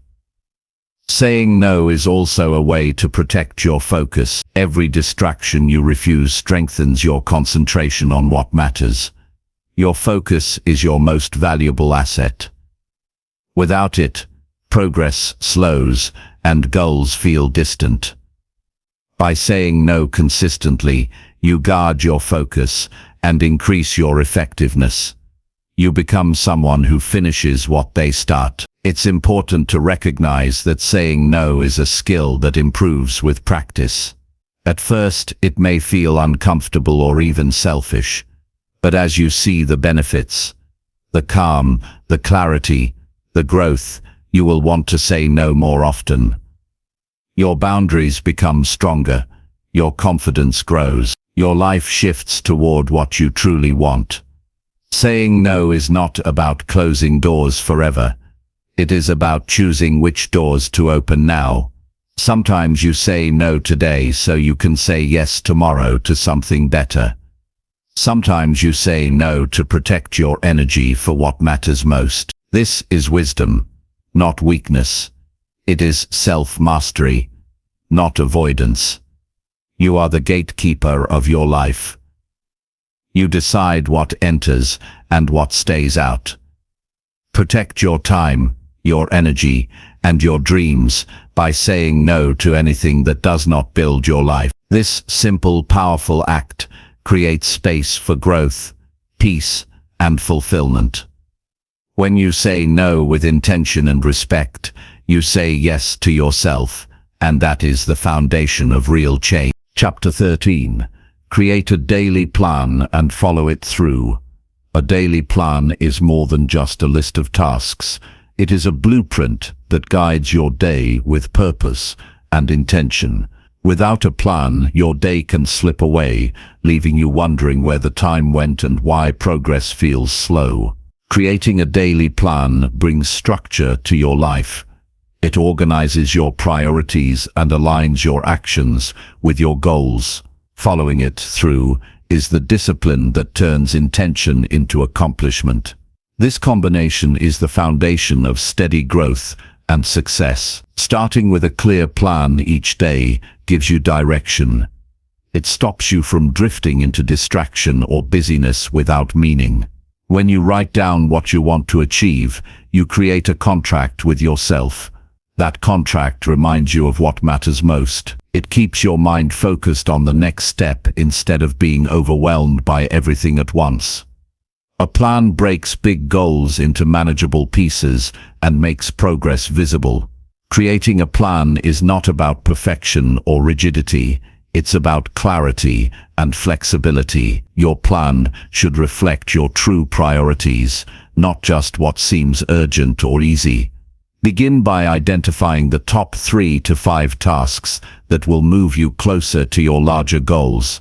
These are the non-negotiables, the must-do actions that build your future. Putting them on your daily plan ensures they get attention and energy. The power of a daily plan is in its specificity. Instead of vague intentions, like work on project, write spend 30 minutes outlining chapter 1. Clear actions reduce procrastination because they remove uncertainty. You know exactly what to do next. This clarity builds momentum. Every small completed task boosts your confidence and motivation to continue. Time blocking is a useful technique to follow your plan. Assign specific time slots for each task. This helps prevent multitasking and keeps your focus sharp. It also creates a rhythm for your day, balancing work, rest, and other activities. When you respect your time blocks, you show respect for your priorities. You guard against distractions and interruptions that steal your progress. Following through on your plan requires commitment. It means resisting the temptation to jump to easier or more pleasant activities. Discipline is the muscle that grows when you push yourself to stick to your plan. The more you practice this consistency, the stronger your self-control becomes. Over time, following your plan feels less like a chore and more like a habit that serves your growth. Accountability enhances your follow-through. Share your plan or goals with a trusted friend, mentor, or coach. When someone else knows what you intend, you feel more motivated to act. Accountability creates external support that reinforces your internal commitment. It also provides encouragement and feedback that keep you on track. Reflection is a vital part of the planning process. At the end of each day, review what you accomplished and what got in the way. Celebrate your wins, no matter how small. Notice patterns in distractions or procrastination. Use this insight to adjust your plan for the next day. This cycle of planning, acting, and reflecting builds self-awareness and continuous improvement. Avoid overloading your daily plan. Trying to do too much leads to overwhelm and burnout. Quality matters more than quantity. Focus on a few meaningful actions that push you forward. Completing these tasks with intention is far more valuable than rushing through a long list. Your plan should energize you, not drain you. A daily plan also helps manage unexpected events. When surprises arise, you can adjust your plan without losing sight of your priorities Flexibility does not mean abandoning your goals. It means responding wisely while keeping your main objectives in view. This balance between structure and adaptability is key to long-term success. Technology can support your planning efforts. Use digital calendars, task apps, or simple notebooks to capture and organize your plan. Choose tools that fit your style and don't overwhelm you. The goal is to make planning easy and accessible. The best plan is one you actually follow. Creating a morning ritual around your daily plan strengthens your focus. Spend a few minutes each morning reviewing your plan and setting your intention. Visualize yourself completing each task with success. This mental preparation prepares your mind to follow through and face challenges calmly. Your daily plan should align with your bigger vision and values. Each task on your list is a stepping stone toward your ideal life. When you connect daily actions to your purpose, motivation flows naturally. This connection makes your plan more meaningful and energizes your effort. Sometimes your plan will not go as expected.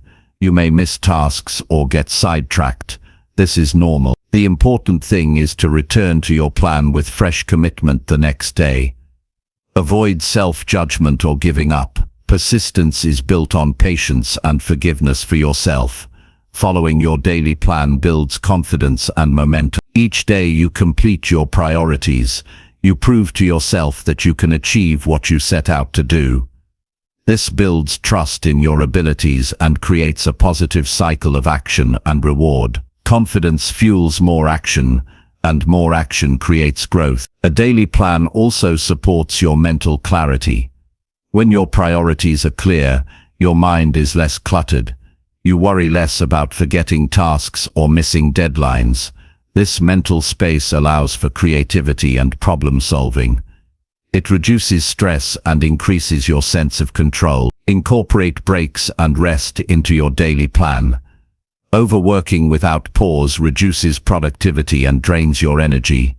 Schedule time for rest, movement, and reflection.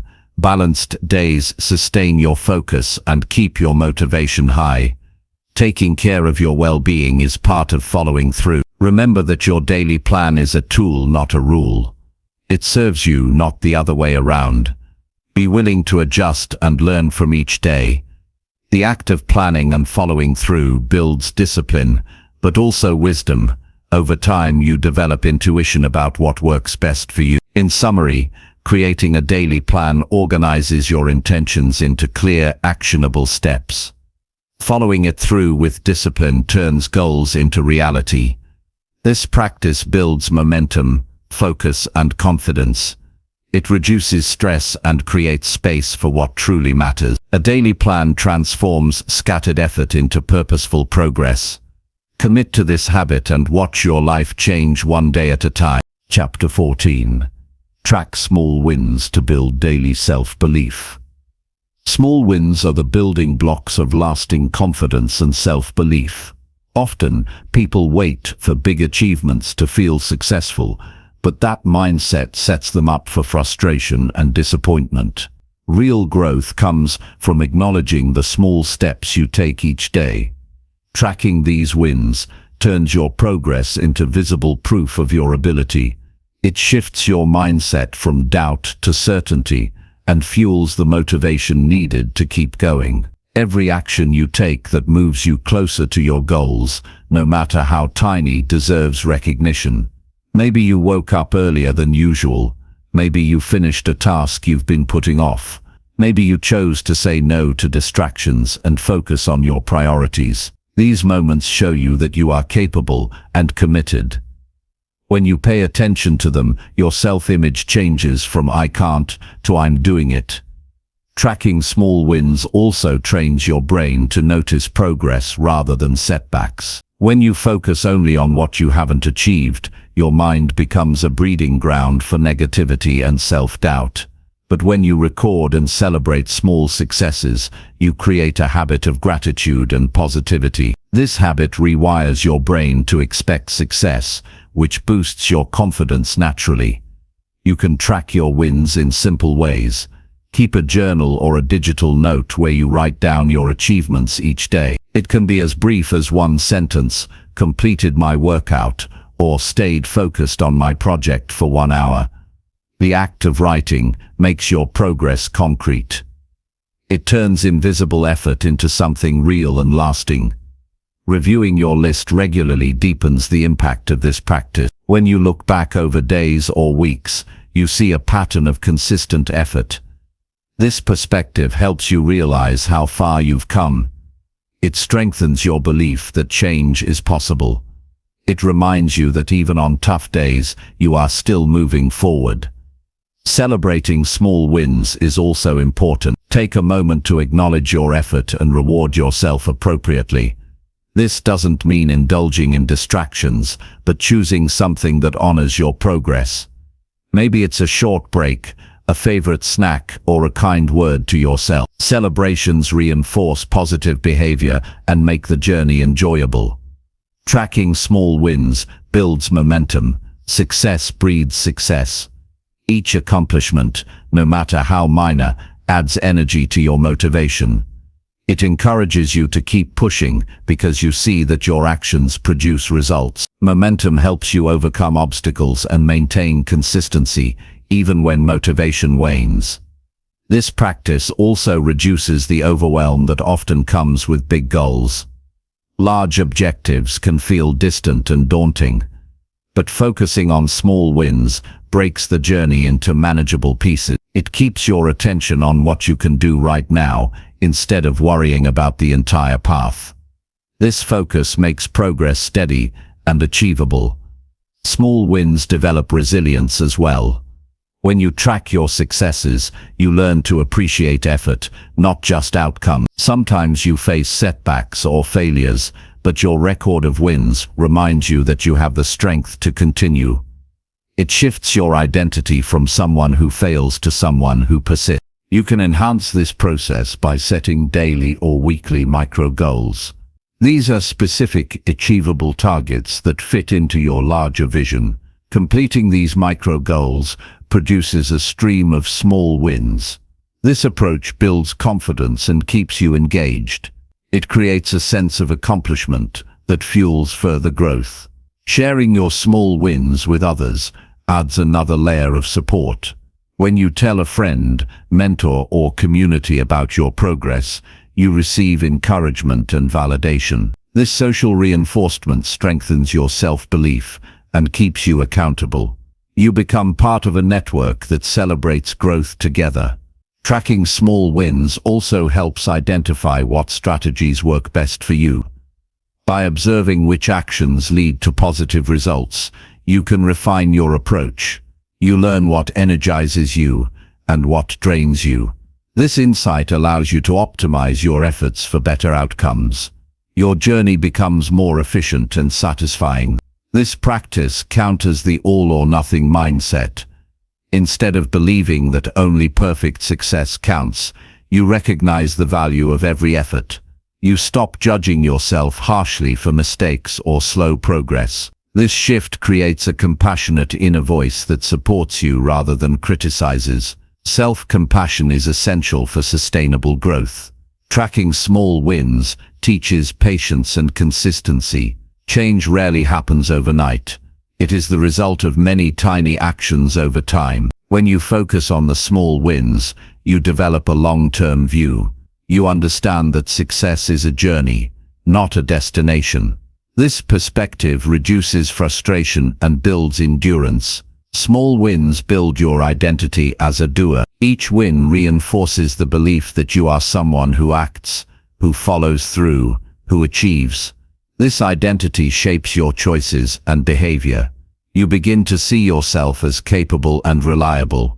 This transformation is powerful because it influences every area of your life. In moments of doubt or difficulty, your record of small wins serves as a reminder of your strength. You can look back and see evidence of your progress. This reminder boosts your confidence and helps you push through challenges. It shifts your focus from fear to faith in your ability. Tracking small wins also helps maintain balance. It encourages you to recognize achievements beyond just work or productivity. Wins can be emotional, relational, or health-related. A kind word spoken, a moment of calm, a healthy meal eaten, all are worthy of recognition. This holistic view supports your overall well-being. The practice of tracking small wins becomes a habit that supports lifelong growth. It transforms how you relate to yourself and your goals. It creates a positive feedback loop that fuels motivation, confidence, and resilience. Over time, this habit shapes a life of steady progress and fulfillment. You have the power to change your story by noticing and celebrating your small wins. This simple practice builds a foundation of self-belief that no external circumstance can shake. It equips you to face challenges with courage and keep moving forward with confidence. Track your wins every day and watch your life transform step by step. Chapter 15. Build strong habits by starting with one change. Building strong habits begins with the decision to focus on one small change. Many people feel overwhelmed by the idea of transforming their entire life all at once. They set ambitious goals and try to overhaul everything immediately. This approach often leads to frustration and burnout. Real habit formation is about simplicity and consistency. Choosing one habit to start with allows you to direct your energy fully and create lasting change. Small beginnings have a powerful ripple effect. Starting with one change reduces resistance. When you focus on a single behavior, it feels manageable rather than daunting. Your mind and body can adjust gradually. This lowers the chance of quitting early. The key is to pick a change that is specific and achievable. For example, deciding to drink 1 glass of water every morning or to write for 5 minutes a day. These small actions build a foundation for bigger shifts. Consistency matters more than intensity when forming habits. Doing a small action every day creates neural pathways in your brain that strengthen over time. Repetition rewires your brain to make the new behavior automatic. This means less willpower is required as the habit becomes part of your routine. Focus on showing up daily, even if your effort is minimal. Over time, these moments add up to significant progress. Tracking your habit helps maintain focus and motivation. Use a journal, app, or calendar to mark each day you complete your change. Seeing a visual streak creates positive momentum and accountability. It encourages you not to break the chain. This simple act of tracking builds confidence and reinforces your commitment. Pair your new habit with an existing routine to increase success. This technique, known as habit stacking, leverages your current habits to anchor the new one.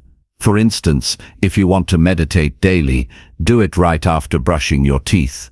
Linking habits creates a natural trigger that reminds you to act. It reduces the mental effort needed to remember and start.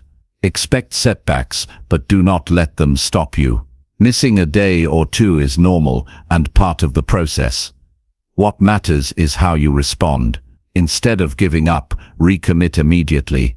Forgive yourself and focus on moving forward. Resilience is built through persistence, not perfection. Each restart strengthens your habit-building muscles. Understanding the why behind your habit is crucial.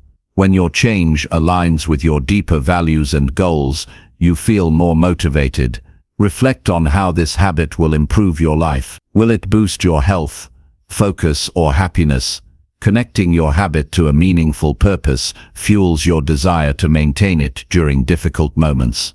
Simplify your environment to support your new habit.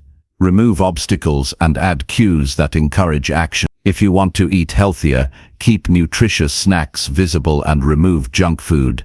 If you want to read more, place your book on your pillow or desk. Designing your surroundings makes habits easier to start and harder to skip. Celebrate small wins along the way. Each time you complete your habit, acknowledge your effort. Positive reinforcement creates pleasure associated with the behavior.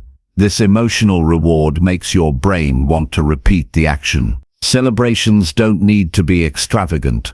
A quiet moment of pride or a small treat works well. As your first habit becomes automatic, consider adding another change. Build habits gradually, one at a time. This layered approach prevents overwhelm and creates a strong foundation. Multiple habits reinforce each other and accelerate your growth. However, avoid rushing. Focus on mastery before adding new challenges. Strong habits provide structure and predictability in your life. They reduce decision fatigue by automating positive actions. This frees mental energy for creativity and problem solving. Habits create momentum that propels you toward your goals without relying solely on motivation. Motivation fluctuates, but habits sustain progress. Be patient with the process. Habit formation takes time and effort. Scientific research shows it can take weeks or months to solidify a behavior. The timeline varies for everyone, depending on the habit and individual factors. Embrace the journey without rushing or expecting instant results. Consistency over time produces lasting change. Pay attention to your internal dialogue during habit formation. Negative self-talk can undermine your efforts. Replace doubts with encouragement and belief in your ability to grow. Remind yourself that small steps lead to big outcomes. This mindset supports perseverance and resilience. Strong habits build your identity. When you repeatedly act in alignment with your goals, you begin to see yourself differently. You shift from thinking "I want to change" to "I am someone who takes care of myself." This identity shift is the deepest form of change because it influences all areas of your life. You become the person who lives the life you desire. Track your progress beyond just days completed. Notice how the habit impacts your energy, mood, and confidence. Reflect on improvements and challenges. Use this insight to adjust your approach and stay engaged. Awareness keeps your habit relevant and sustainable. Avoid the trap of willpower alone. Relying solely on motivation and determination leads to exhaustion. Instead, design your habits around systems that make the behavior easy and natural. This includes environment, triggers, rewards, and mindset. Systems create consistency even when willpower wanes. Share your habit goals with supportive people. Community and encouragement boost accountability and enjoyment. Talking about your changes also reinforces your commitment. Positive social pressure helps maintain your focus and enthusiasm. In moments of doubt or difficulty, remind yourself why you started. Recall the benefits and how far you have come. This reflection renews your motivation and resolve. Challenges are part of growth, not a reason to quit. Building strong habits by starting with one change transforms your life step by step. It creates a reliable foundation for ongoing improvement. The power of focus, consistency, and patience turns small actions into lifelong strengths. Commit to your first change today and build the life you want through steady, intentional habit formation. Chapter 16. Let go of excuses and take full control. Excuses are the invisible chains that hold you back from reaching your full potential. They mask fear, discomfort, and uncertainty, making it easier to avoid responsibility. Letting go of excuses is the first and most powerful step toward taking full control of your life. Excuses create illusions of helplessness, but freedom begins when you recognize that your choices shape your reality. Owning your decisions gives you the power to change your story. Excuses often come from a place of self-protection. They shield you from criticism, failure, and disappointment. However, this protection is temporary and costly. Every excuse weakens your confidence and delays progress. When you stop making excuses, you confront the truth of your situation. This honest confrontation is uncomfortable, but necessary. It clears the fog that hides your path and reveals where your real power lies. Taking full control means accepting responsibility for your actions, thoughts, and feelings. It means recognizing that no one else is responsible for your happiness, success, or growth. This mindset shifts you from victim to creator. When you embrace responsibility, you reclaim your freedom. You stop blaming circumstances, other people, or past mistakes. Instead, you focus on what you can do now to improve. Excuses distort your perception of reality. They convince you that external factors are stronger than your will. This belief limits your possibilities and keeps you stuck. Reality is neutral. It does not control you unless you allow it. You have the ability to respond differently to challenges. Choosing action over excuses strengthens your resilience and expands your options. Identify the excuses you tell yourself most often. Common excuses include lack of time, resources, knowledge, or energy. These may seem valid, but they often hide deeper fears or limiting beliefs. For example, "I don't have time" may mask fear of failure or discomfort. By naming your excuses, you gain clarity and can challenge their validity. Question whether these reasons are facts or stories you tell yourself. Replace excuses with empowering statements. When you catch yourself making an excuse, pause and reframe. For example, change "I'm too tired" to "I will start with a small step and see how I feel." This shift moves you from paralysis to action. Empowering naturals rewires your mindset and builds courage. It encourages experimentation and learning instead of avoidance. Set clear goals and commit to them fully. Goals give your actions direction and meaning. When you have a purpose, excuses lose their power. You focus on solutions rather than obstacles. Commitment means showing up even when you don't feel like it. It means pushing through discomfort and uncertainty because your goal matters more than temporary feelings. Create a plan that breaks your goals into actionable steps. A clear plan reduces overwhelm and makes progress tangible. When your next step is clear, excuses have fewer openings. You know exactly what to do and can measure your progress. This clarity fuels motivation and confidence. Surround yourself with people who hold you accountable. Supportive friends, mentors, or groups challenge your excuses and encourage your growth. Accountability partners remind you of your commitments and push you beyond comfort zones.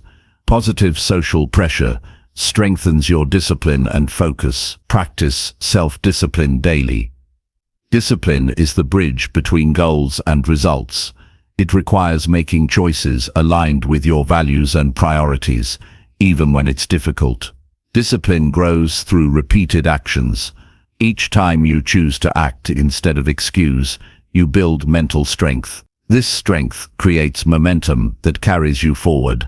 Accept that setbacks are part of the process. Excuses often arise after failure or disappointment. Instead of retreating into excuses, analyze what went wrong and learn from it. Adjust your approach and try again with renewed determination. Resilience comes from facing challenges honestly and refusing to give up. Reflect regularly on your progress and mindset. Journaling or meditation can help you notice when excuses creep in. Awareness is the key to change. When you see patterns of avoidance or self-sabotage, you can intervene and choose differently. Reflection keeps you honest and aligned with your goals. Letting go of excuses means embracing discomfort. Growth requires stepping into the unknown and facing fears. Discomfort signals that you are stretching beyond old limits. Rather than avoiding it, lean into it. Each uncomfortable moment builds confidence and expands your capacity. Celebrate your victories, no matter how small. Recognize when you act despite excuses. These moments prove your ability to take control. Celebrations reinforce positive habits and create emotional rewards. Positive reinforcement motivates you to keep moving forward. Visualize the person you want to become, someone who takes full responsibility and acts with integrity. Use this vision to inspire your daily choices. When your actions align with your ideal self, excuses lose their grip. You begin to live authentically and with purpose. Remember that letting go of excuses is not a one-time event. It is a continuous practice. Old habits of avoidance may resurface, but each time you choose action, you weaken their hold. Your commitment to growth strengthens with every challenge overcome.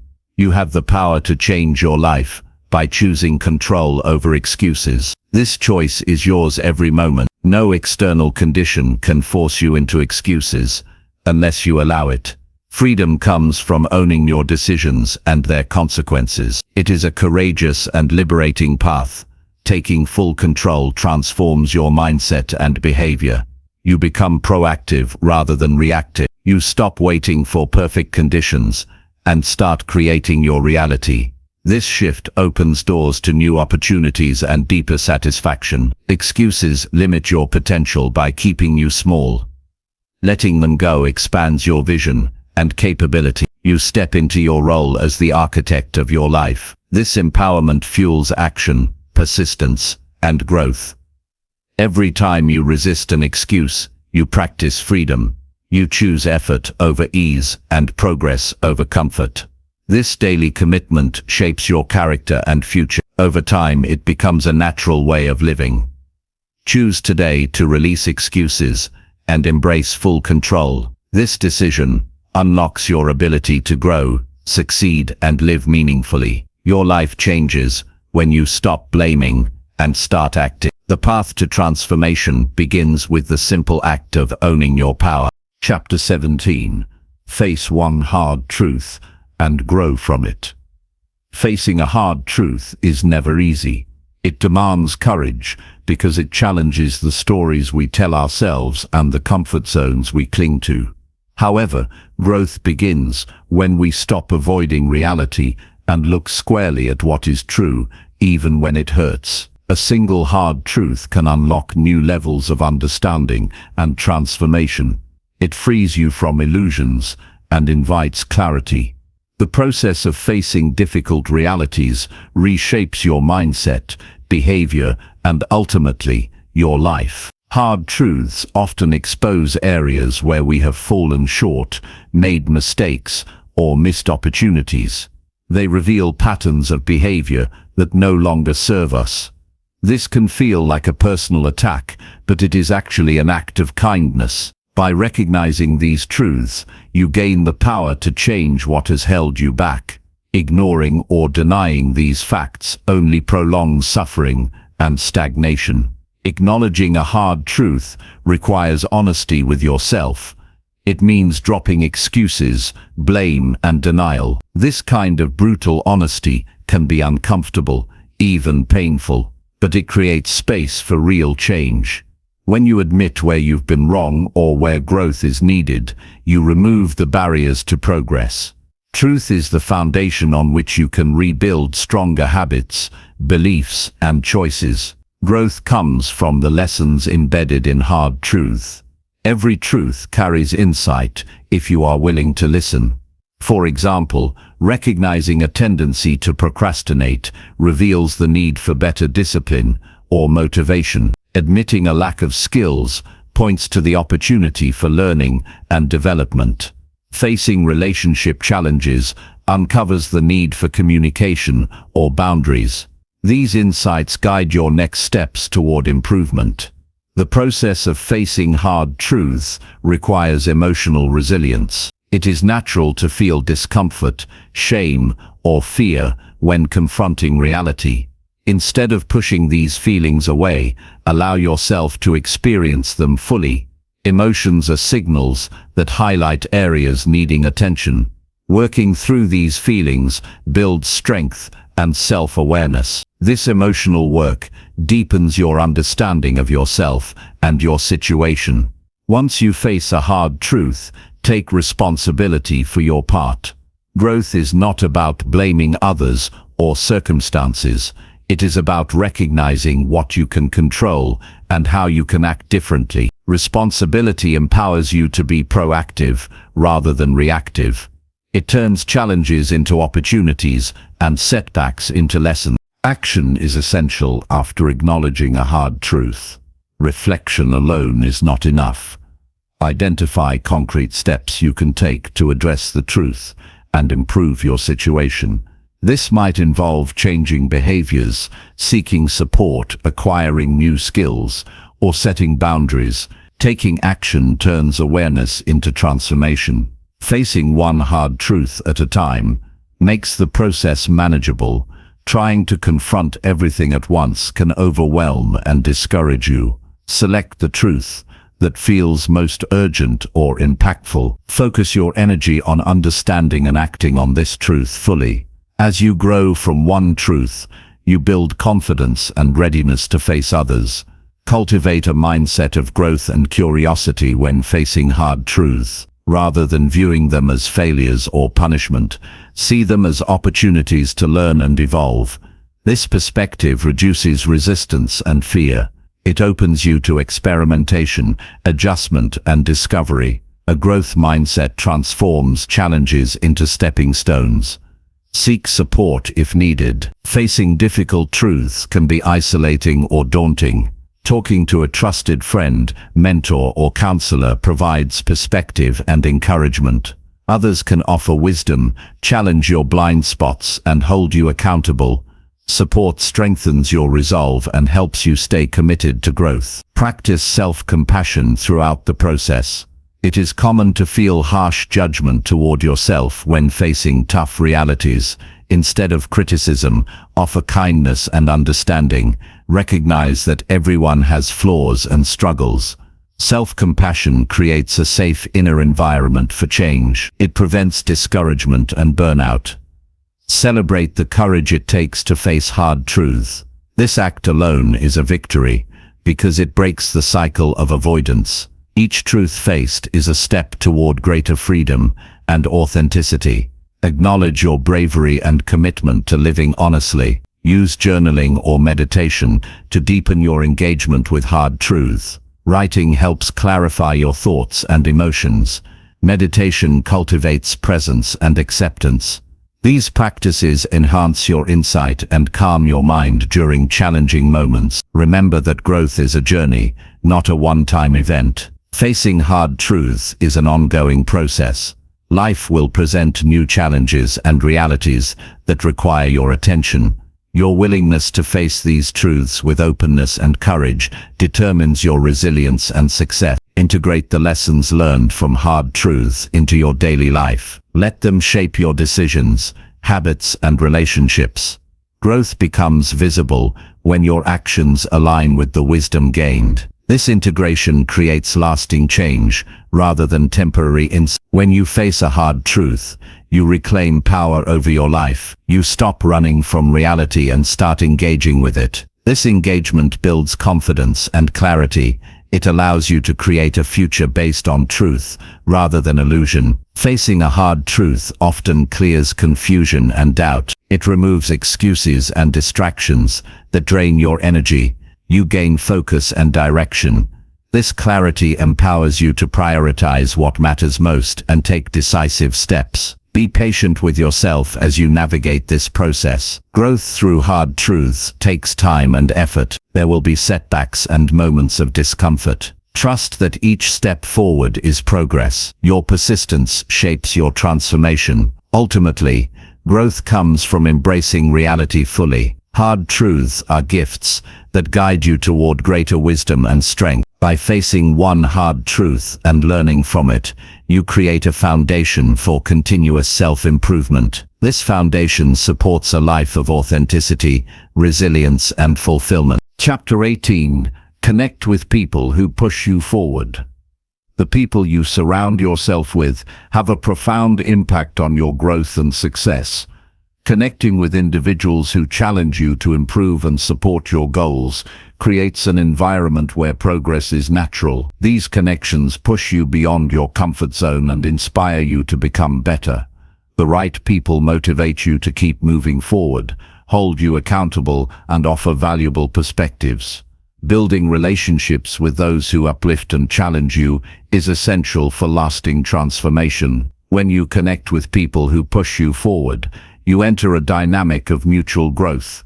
These individuals believe in your potential and encourage you to stretch beyond what feels easy or familiar. Their presence energizes you and expands your view of what's possible. You learn from their habits, mindset, and experiences. This influence accelerates your personal and professional development in ways you might not achieve alone. Such connections are rooted in authenticity and shared values. Surround yourself with those who genuinely care about your success and well-being. Their encouragement is sincere, not competitive or judgmental. This trust allows honest feedback and constructive criticism. Being open to this input fosters self-awareness and continuous improvement. When you know someone wants the best for you, you are more willing to listen and grow. Accountability plays a vital role in these relationships. People who push you forward hold you responsible for your commitments and progress. They remind you of your goals when you waver and challenge excuses. This external accountability strengthens your internal discipline. Knowing someone is watching and believing in your success increases your motivation and follow-through. Seek out communities or groups aligned with your aspiration. Whether it's a professional network, a fitness group, or a book club, being part of a collective effort provides support and inspiration. Shared goals create camaraderie and a sense of belonging. You draw strength from collective energy and shared struggle. Group environments foster learning, encouragement, and healthy competition. Learn to identify people who drain your energy or discourage growth. These relationships can be subtle obstacles disguised as friendship or loyalty. They may criticize without offering solutions or avoid discussing growth altogether. Recognizing these dynamics helps you protect your time and focus. Choosing who to invest your energy in is a form of self-respect and strategic growth. Building connections with inspiring people requires initiative. Seek opportunities to meet new individuals who embody qualities you admire. Attend workshops, seminars, or social events related to your goals. Approach these encounters with openness and curiosity. Meaningful relationships develop from genuine interest and mutual respect, not forced networking. Once you connect with motivating individuals, nurture the relationship. Regular communication, support, and shared activities deepen bonds. Celebrate their successes and share your own. Strong connections grow through reciprocity and consistent effort. These relationships become a source of strength and inspiration over time. Mentorship is a powerful form of connection that pushes you forward. A mentor offers guidance, wisdom, and perspective gained from experience. They challenge your thinking, encourage new approaches, and help you avoid common pitfalls. Finding a mentor requires humility and willingness to learn. Their support can accelerate your progress significantly. Equally important is being a positive influence on others. When you push yourself forward, you inspire those around you. Offering encouragement, feedback, and support creates a culture of growth. This reciprocal dynamic enriches your relationships and reinforces your commitment to improvement. Growth thrives in communities where people uplift each other. Healthy relationships also provide emotional support during setbacks. Challenges and failures are inevitable, but the right people help you navigate these times with resilience. They remind you of your strengths and potential. This support prevents discouragement and keeps you moving forward with renewed determination. Cultivating connections with growth-minded individuals expands your opportunities. These relationships often lead to collaborations, new ideas, and access to resources. They open doors that would remain closed if you isolate yourself. Network with the right people multiplies your impact and possibilities. Practice gratitude for those who push you forward. Acknowledge their influence and express appreciation. Gratitude strengthens bonds and encourages ongoing support. Recognizing the role others play in your growth builds humility and connection. Maintain boundaries to protect your focus and energy. Not every relationship will contribute to your progress, and that's okay.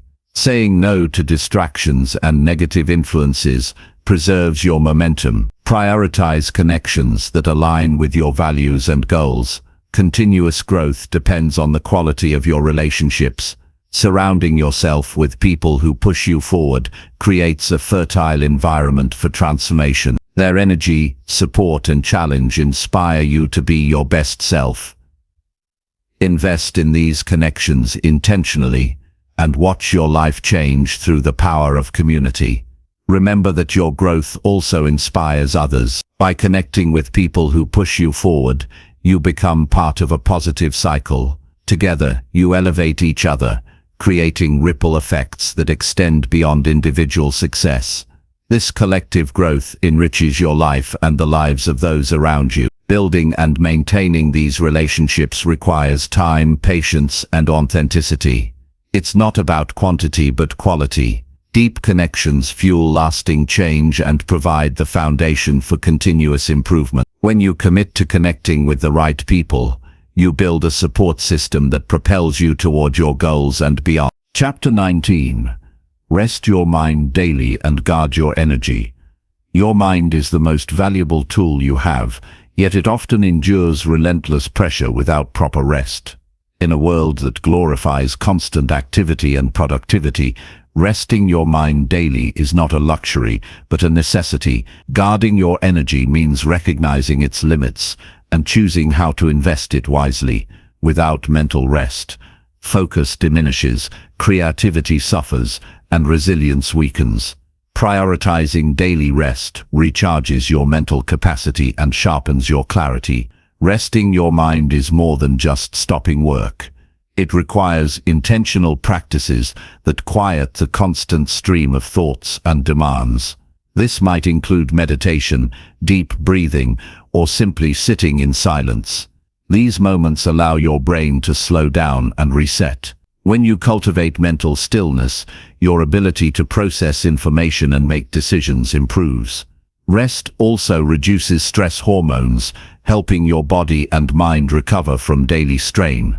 Guarding your energy involves being selective about what occupies your thoughts and time. Not all activities or people deserve your mental focus. Learning to say no to distractions preserves your capacity for what truly matters.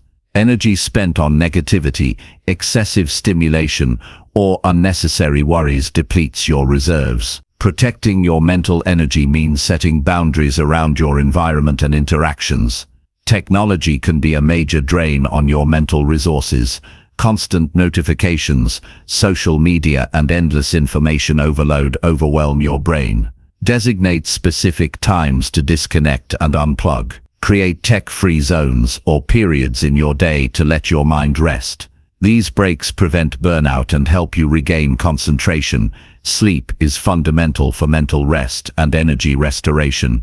Quality sleep supports memory, emotional regulation, and cognitive function. Establish consistent sleep routines that promote deep, uninterrupted rest. Avoid caffeine and screens before bedtime to enhance sleep quality. Prioritizing sleep ensures your mind is prepared to face challenges with vitality. Engaging in activities that bring joy and relaxation also supports mental rest. Reading, gentle walks, creative hobbies, or listening to calming music soothe your mind. These practices reduce tension and replenish your mental energy. Regularly incorporating joyful moments balances the demands of work and responsibility. Mindful awareness helps you notice when your mental energy is low. Pay attention to signs like irritability, difficulty concentrating, or feeling overwhelmed. These signals indicate the need for rest. Respond promptly by pausing and engaging in restorative practices. Ignoring these signs leads to exhaustion and impaired performance. Simplifying your commitments reduces mental clutter.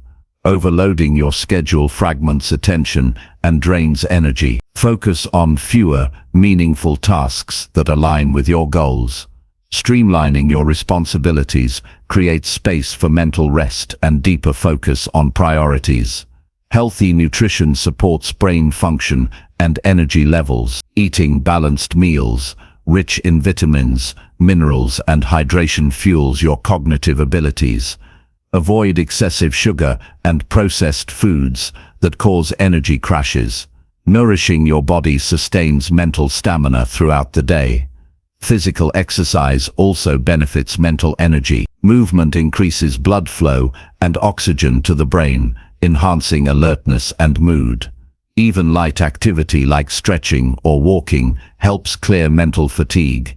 Incorporate daily movement to support both mind and body. Journaling can serve as a mental release, clearing cluttered thoughts and emotions. Writing down worries, ideas, or gratitude reduces mental noise and promotes clarity. This practice organizes your mind and prepares it for rest. Setting intentions for your mental rest times increases their effectiveness. Decide what practice will help you recharge, whether meditation, breathing exercises, or quiet reflection. Having a plan prevents aimless breaks and maximizes restoration. Guarding your energy extends to emotional boundaries. Protect yourself from toxic relationships or draining interactions. Limit exposure to negativity that saps your mental strength. Surround yourself with positivity that uplifts and energizes. Regular mental rest boosts creativity and problem-solving abilities. When your mind is refreshed, it makes new connections and sees solutions more clearly. This enhances productivity and innovation in your work and life. Practice patience with yourself as you learn to rest and guard your energy. It takes time to build new habits and recognize your limits. Consistency in these practices leads to sustainable mental strength and well-being. Understand that resting your mind is not a sign of weakness, but a strategic choice. It empowers you to perform at your best and maintain balance. Recharging allows you to face challenges with calmness and clarity. By valuing mental rest and protecting your energy, you create a foundation for resilience and growth. Your mind becomes a source of strength rather than fatigue. This commitment enriches every area of your life. Daily mental rest and energy protection transform how you experience each day. You move from exhaustion to vitality, from distraction focus. This shift enables you to live with greater intention and effectiveness. Invest in yourself by making mental rest a non-negotiable part of your routine. Guard your energy fiercely and choose replenishment over depletion. This dedication honors your mind's power and your potential to thrive. Chapter 20. Choose 1 hour daily to become your best. Choosing 1 hour every day to focus solely on becoming your best self is a decision that can transform your life in profound ways. This hour is a commitment to invest in yourself, to prioritize growth above distractions, and to consistently move forward regardless of circumstances. Many people underestimate the power of a single hour, but that focused time accumulates rapidly, creating momentum that leads to lasting change. This daily dedication is a practical and achievable strategy to build skills, habits, and mindsets that elevate your entire life. The first step is to claim that hour without negotiation or compromise. Treat this time as non-negotiable, just like a work meeting or an important appointment. Setting this boundary signals to yourself and others that your growth is a serious priority. Protect this hour from interruptions by turning off notifications, informing others of your unavailability, and creating an environment conducive to focus. This act of protecting your time shows respect for your own goals and creates the space needed for meaningful progress. During this hour, engage in activities aligned with your personal development goals. This could include reading books that inspire and educate, practicing skills related to your career or passions, journaling to clarify your thoughts, meditating to build mental resilience, or exercising to strengthen your body. The key is to choose purposeful actions that contribute to your overall well-being and success. By consistently spending this time on meaningful pursuits, you build a strong foundation for your future. Consistency in this practice is crucial. It is not about intense effort sporadically, but steady progress over time. When you commit to this hour daily, you create a rhythm of growth that becomes part of your identity. Small improvements compound and eventually produce significant transformation. This daily habit trains your discipline, reinforces your focus, and builds your confidence. It also cultivates patience, reminding you that change unfolds gradually and requires persistence. Choosing 1 hour to become your best requires clarity on what best means to you. Define your vision and values clearly so that your efforts align with your true purpose. Without this clarity, your time may be wasted on distractions or activities that do not serve your long-term goals. Reflect on what success looks like in your life, whether it involves health, relationships, career, creativity, or mindset, and tailor your daily hour to advance in those areas. Using this hour as a form of self-investment shifts your mindset from reacting to life's demands to proactively shaping your future.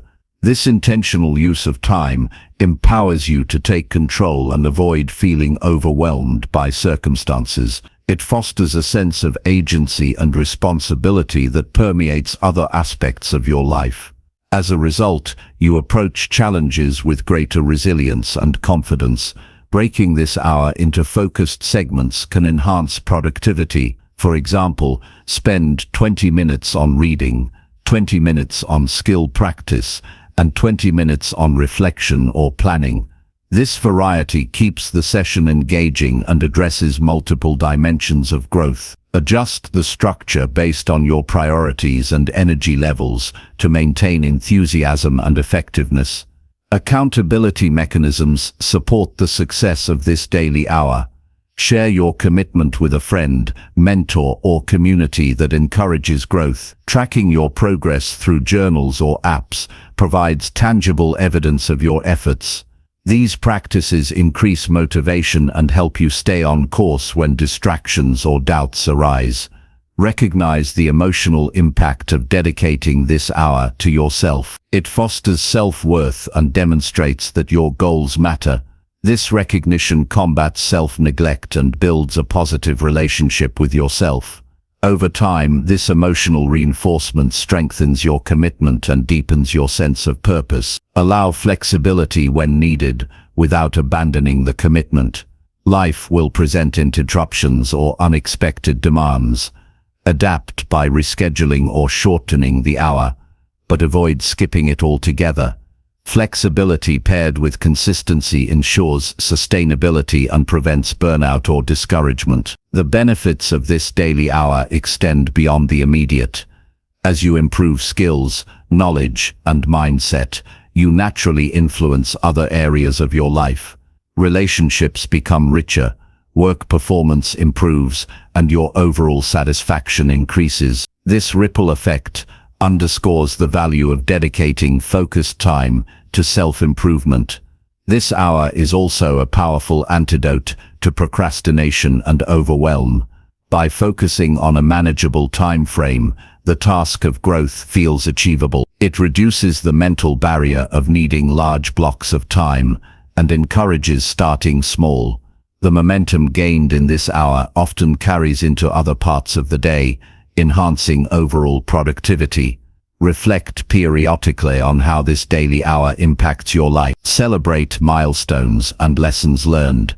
Use these reflections to adjust your approach, deepen your commitment, and stay aligned with your evolving goals. Reflection transforms routine into meaningful progress and keeps you engaged in the journey. Choosing this hour is an act of self-respect and vision. It shows that you value your potential and are willing to invest in it consistently. This choice strengthens your character, sharpens your focus, and builds resilience. It transforms aspirations into reality through deliberate action. The transformation that occurs through this daily commitment reveals itself in patience, persistence, and progress. You become someone who does not wait for perfect conditions, but creates growth through steady effort. This quality permeates your attitude and actions, influencing how you face life's challenges. Commit to choosing 1 hour every day to become your best and honor this time as sacred. This dedication changes how you relate to yourself and the world. It creates a foundation for lifelong growth and fulfillment. The power of this hour lies not in its length, but in your unwavering commitment to it. In this daily hour, you are investing in the most important project, yourself. This investment yields returns in confidence, skill, and well-being that no external source can provide. It is a gift that keeps giving, enriching your life and the lives of those around you. Make this hour your priority starting today, and watch how small daily efforts accumulate into remarkable transformation. This simple yet profound choice reshapes your life with clarity, purpose, and unstoppable momentum. Your best self is waiting to be revealed, 1 hour at a time.